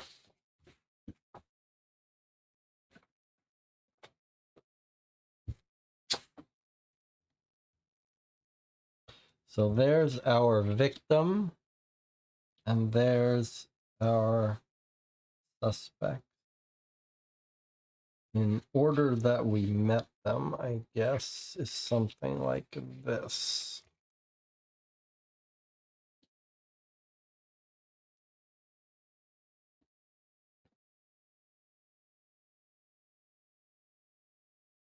So our victim, Dr. Sarah, the Brotherhood of Faust Lafferty guy, Eva or Corna, the floor restorer, the Dr. Veckel, the medical chief, the detective, alcoholic detective, and Elizabeth, the spurned lover. Okay, 7 votes for Eva. Seems like everyone is on the same page that it's Eva. I think for sure it's Eva. Most importantly, we caught her surely lying about her travels and surely suspiciously calling her best friend in a panic at 1 a.m. the morning of the murder. And this guy's got a very strong alibi being in a wellness retreat.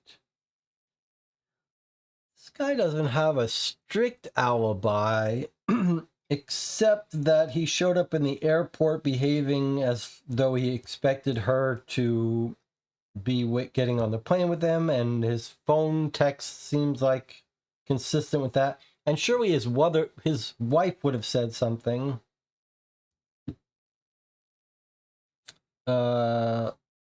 If he didn't come home. And our detective, we believe, has an alibi with a friend carving stuff, and our opiate addicted woman had a prostitute over at her hotel.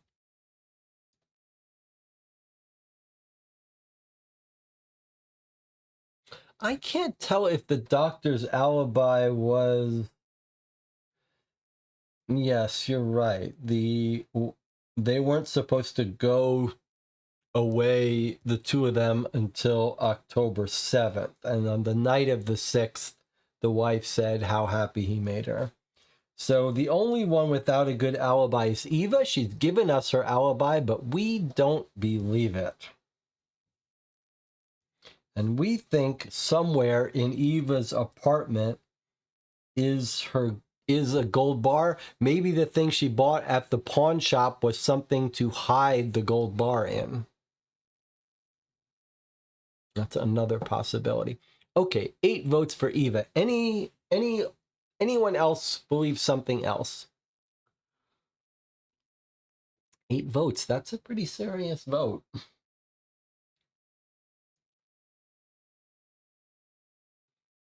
All right. We're going to give another 30 seconds here, and then we'll close down this vote and listen to the end. Could she have bought a metal detector at the pawn shop? 500 euro is very expensive for a metal detector, but there's a metal detector at the scene of the crime, so I don't see what the reason for her buying a metal detector would be. All right, we're going to lock down this vote here. We all believe that it's Eva. Let's go and see what the website wants from us next. Who is the killer? Okay, we have said it's Eva. Ready? We're gonna arrest her. We better not be wrong, or we're gonna be in a lot of trouble with Czech police. All right, here we go.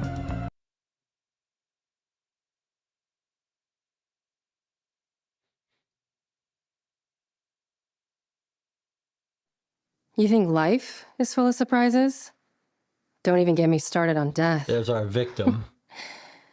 Let me tell you about my brilliant master plan. But before you judge me, try to put yourself in my shoes. A completely out of control gambling habit. I know, you're telling me. Yeah, so that, the resulting mounting debt, and one very questionable Russian businessman. And then I decided to run off with his money. So, when it came down to it, I could face retribution, blackmail, shame, prison, or I could put it all on 00. Now, the problem was, how do you find actual treasure hidden inside a huge hospital building? So, I wormed my way into having an office there and got to work. Studied blueprints, got a precious metal detector. Bottom line, there was gold. A bunch of it, hidden underneath the library floorboards. But how do I get in there without raising suspicion? That's where Crazy Baldy came into play, and his absurd cult. His whole stunt with the media around arguing over the Faust house was the perfect pretext. I set fire to the library floor in the shape of their little pentagram. The cat was just a last-minute addition. Whoa. I ran over the poor thing on my way there. I figured it would add some flair. I don't even think that Lafferty guy even knew I existed. He was obviously not the one who killed me. He was just some snake oil salesman that could serve as a good cover story. So that was part one of the plan done. Soon they started to work on the floors, and I was just waiting for my moment. Part two was trickier, though. I knew I'd never get Ivan off my back. And if he got wind that I came into money, the blackmail would only get worse.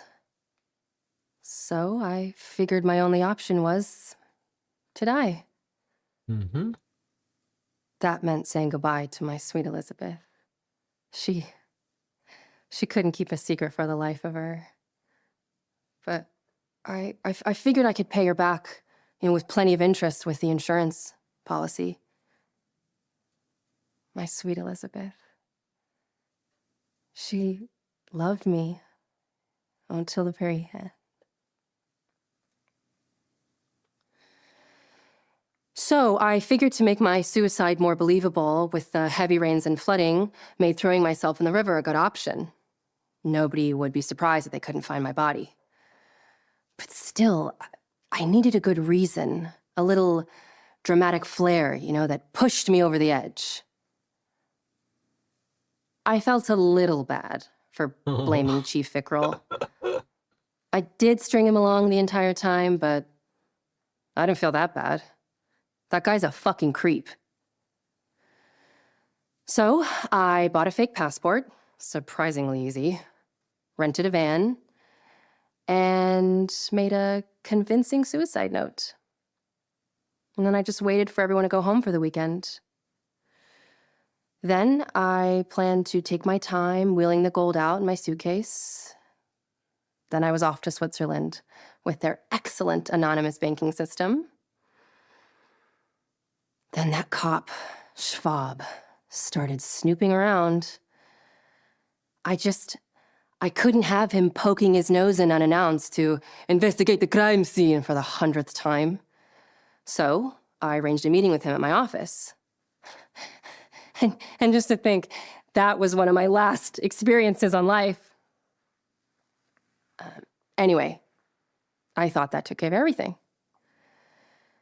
Who would have known that earlier that day, while she was working on the floorboards, sweet, quiet little Eva had stumbled into a gold bar. Whoa. When she came back for it, all shaky, the poor dear, I was in the middle of dinner. I heard a noise, and I saw her carrying a gold bar. Just one. Grandma always said, my family was cursed with greed. She said that that's what killed my parents. I don't know. But in that moment, I couldn't let her have it. Not even one. We fought over it for a while. And then I saw it in her eye. I don't get scared that easily, but I knew to be scared then. And in a split second, she changed. She pushed me. And what are the fucking odds? But I just remember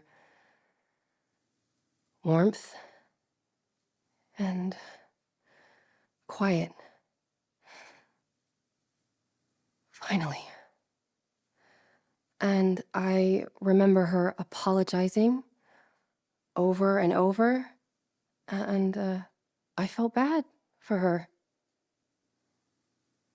And I felt bad for myself. It's funny, Dying can really solve a lot of your anger issues. I can almost recommend it.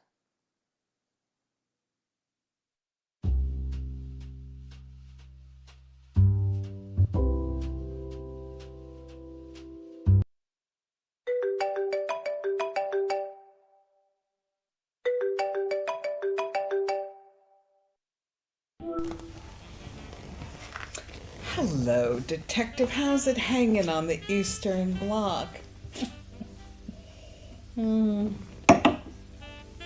Oh, it's late here.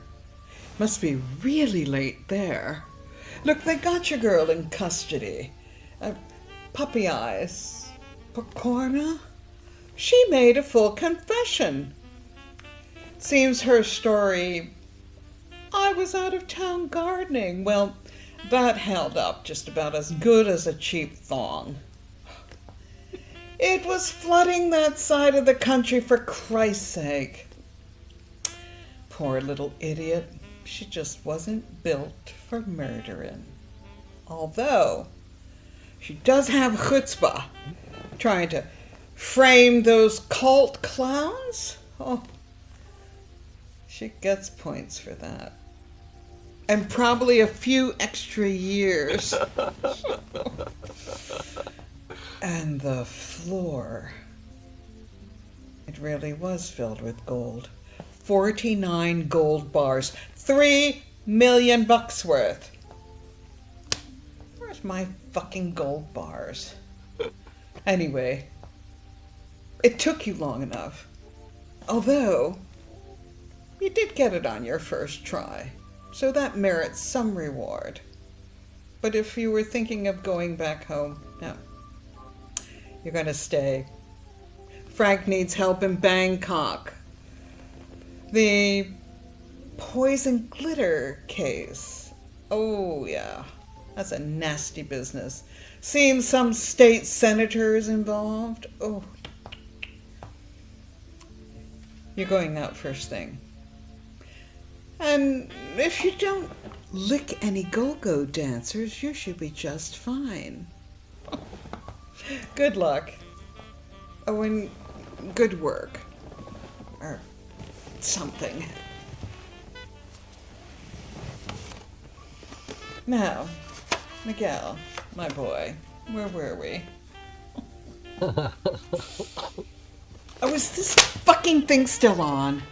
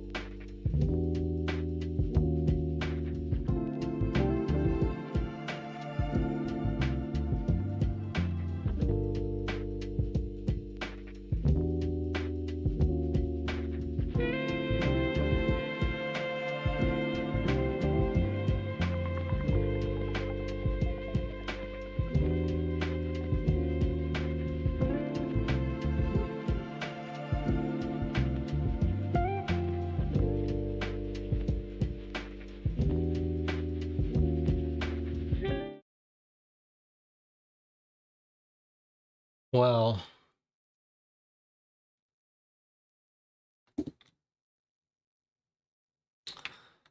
why don't we take a short 3-minute break? We'll come back. We'll talk about Murder in Prague. I'll see you in 3 minutes.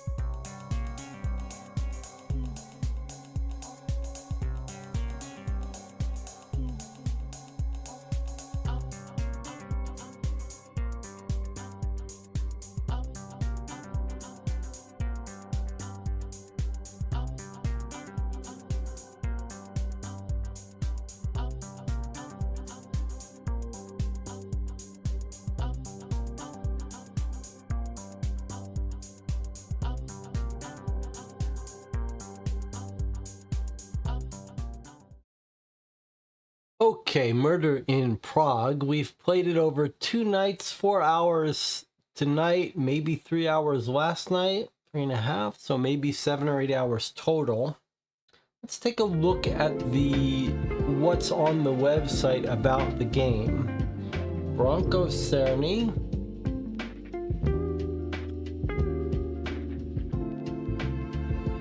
For 5 years he's been living and breathing his deepest passion, storytelling and filmmaking. Murder in Prague is a culmination of all this experience. The filmmaking chops in this game were as good as I've ever seen it.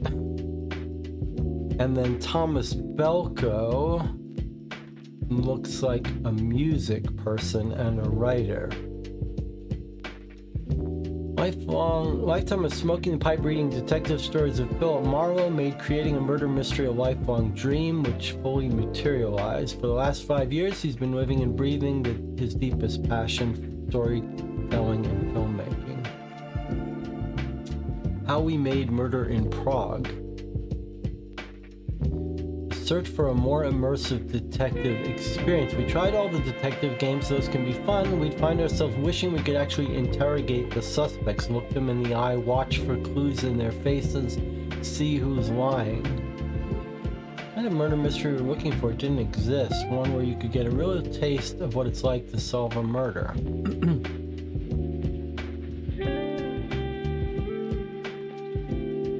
First, we needed a great story. Both being from Prague, we wanted to draw on the arcane mythology of Prague. 6 months writing and rewriting, they had material for a feature film. We knew the characters inside and out.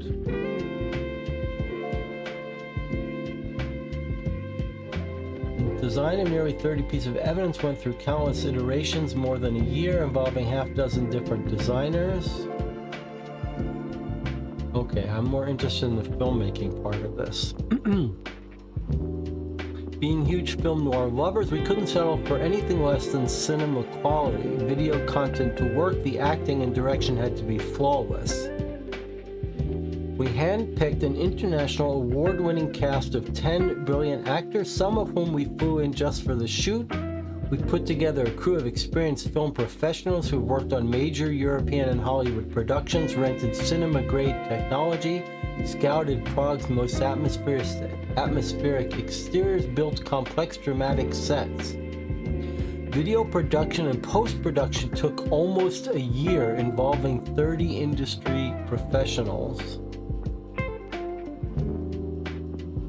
Then they made this app. Missing piece: music. We realized there was one final key component missing: our own music. Tom, a successful lyricist, saxophone player, called on his music producer's son, a couple other special friends. We got to work.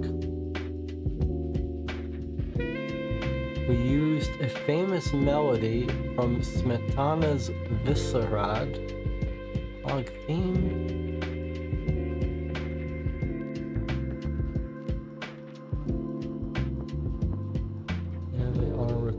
Something. The result: Murder in Prague.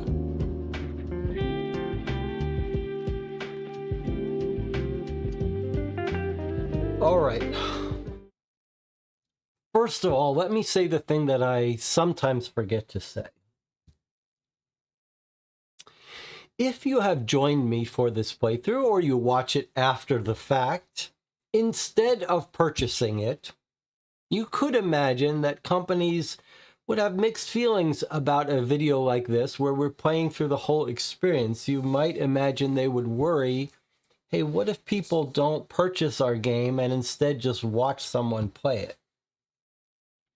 There is an easy solution for that though, which is better than buying it. If you leave a review of a game that you enjoy for them, if you leave a review on their website, you will help other people discover and purchase the game.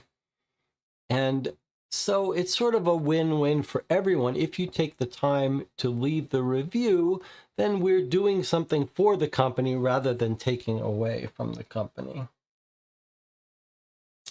And I should also, again, remember to thank the Patreon supporters of this channel that make it possible for me to bring these games to the channel and play them without having to get into any relationship with any publishers and ask for early review copies and then be biased to say good things about them even when I don't feel that way.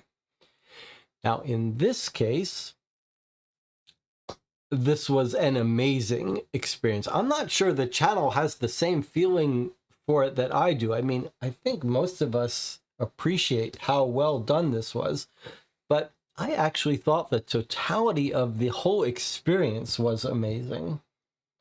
But let's see what the chat says before I talk about some details.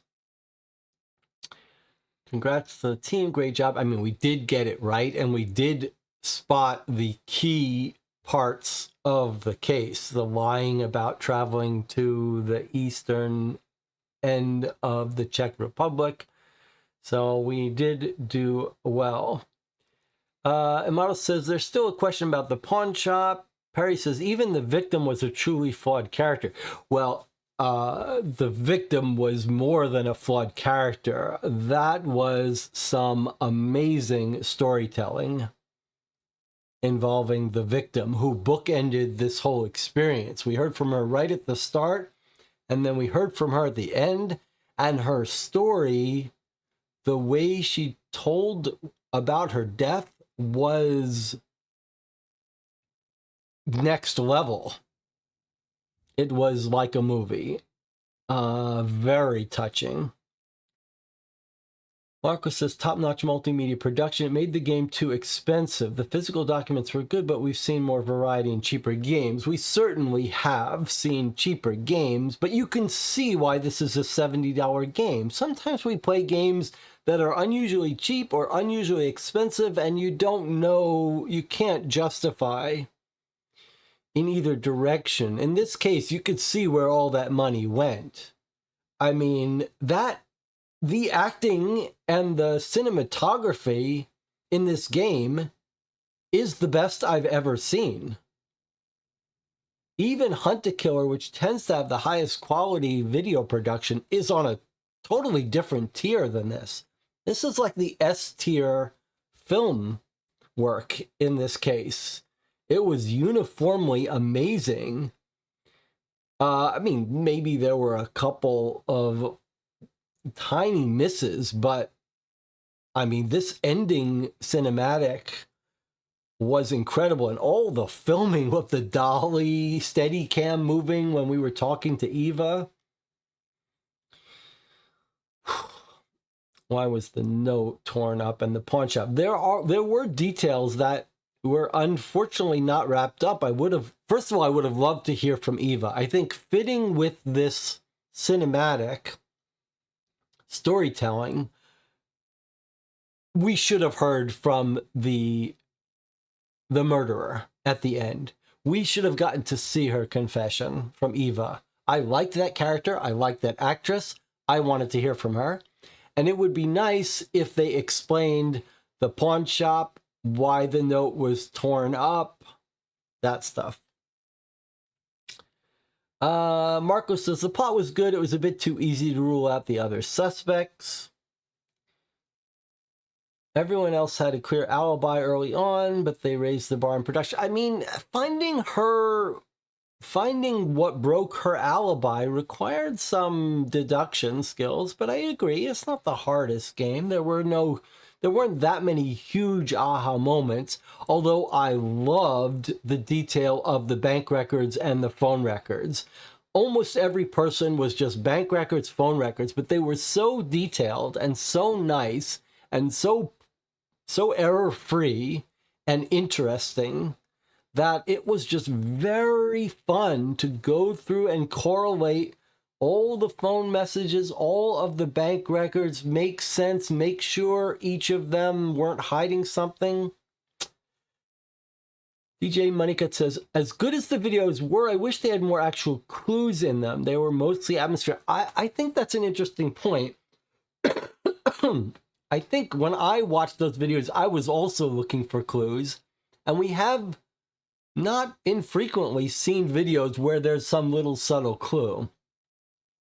That was not happening here, which is an interesting design decision.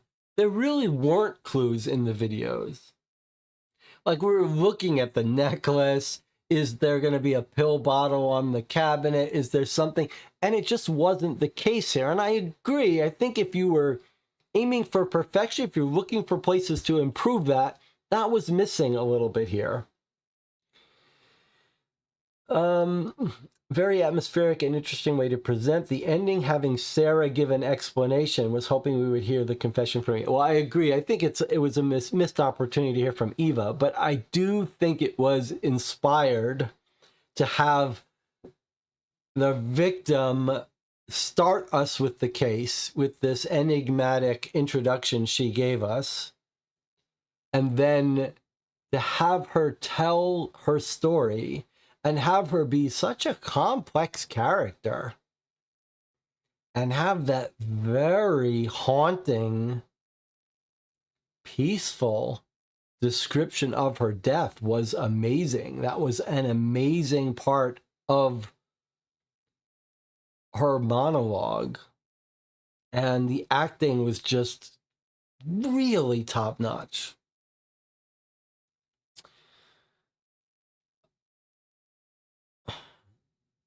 Nelson says, I'm impressed. I think nothing comes close in terms of experience with the acting, music. I mean, the music was amazing too. Like some puzzles. I have to say, the storytelling, the facial expressions, which had us making inferences based on their expressions as opposed to get a lot more documentation, was nice for a change. I did like that the blackmailer got in touch with us. I also very much love that there were these odd details right from the start that lingered with us, that we struggled over, but everything was very manageable. I love this setup where you've got physical documents, and then when you move on to the next act, you get a video, and then physical documents, video, physical, and we didn't have to go searching the web. We didn't have to go use lots of websites. It was a very enjoyable process of mostly working with physical stuff and with the video sort of giving us motivation and caring about these characters. Very small cast of characters, introduced slowly over time, all interesting, all flawed, some real humor.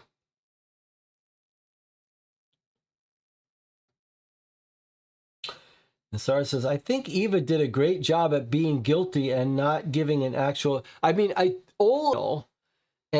the channel actually was creeped out a little bit by Eva right from the start.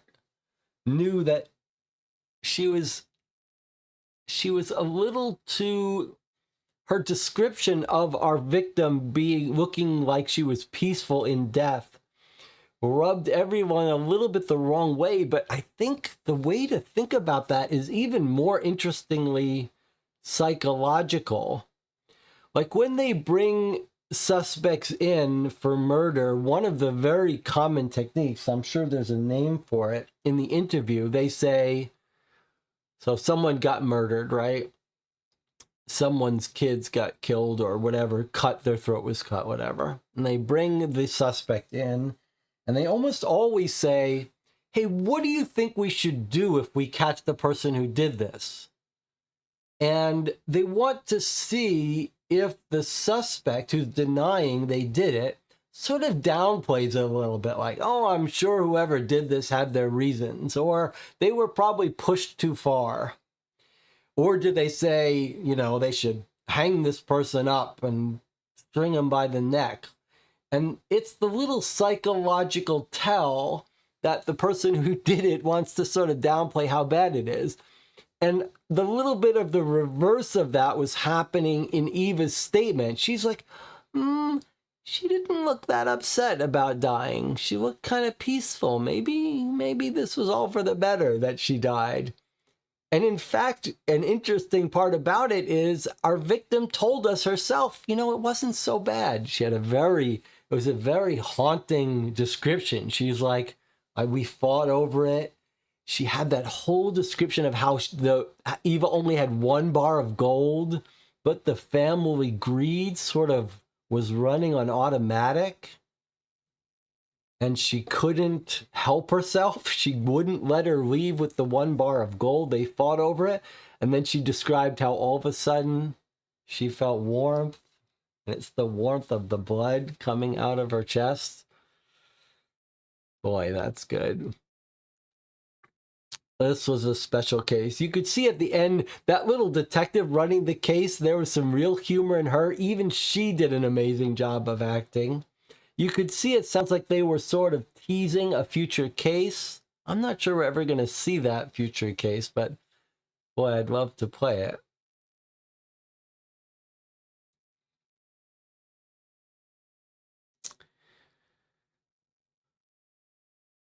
Okay, well, a real pleasure to play this with this group. A pleasure to talk about it, to theorize, to try to work out some of the odd details, and to spot the things that I missed. Goot says, the acting was amazing. The actors were so believable. The interactions felt so authentic. Yeah, I mean, the acting and the writing was S-tier stuff. It was a totally different caliber than we're used to, that we've ever seen before. Even when the acting is a little over the top, like the detective, it was just perfectly in this world. It was completely enjoyable. I think we're a little bit spoiled by this one. I'm not sure. This is more than you normally get. Normally you just have to accept, okay, you're getting some over-the-top B-level acting. This is just, we're going to be spoiled with this one for a while. That was just cat slaughter. Okay, well, I had a blast. I hope you enjoyed it too. I'd love to read the comments on this video afterwards if you do watch this video, not live, but after the fact. If you played this separately on your own with your own group, I'd love to hear your thoughts on this video as well. We should be streaming tomorrow, Sunday in the afternoon. I may change the time. I'm not 100% sure. Sometimes after a game like this, you want to take a little bit of break just to appreciate it. All right, thanks for joining me. I'll see you next time.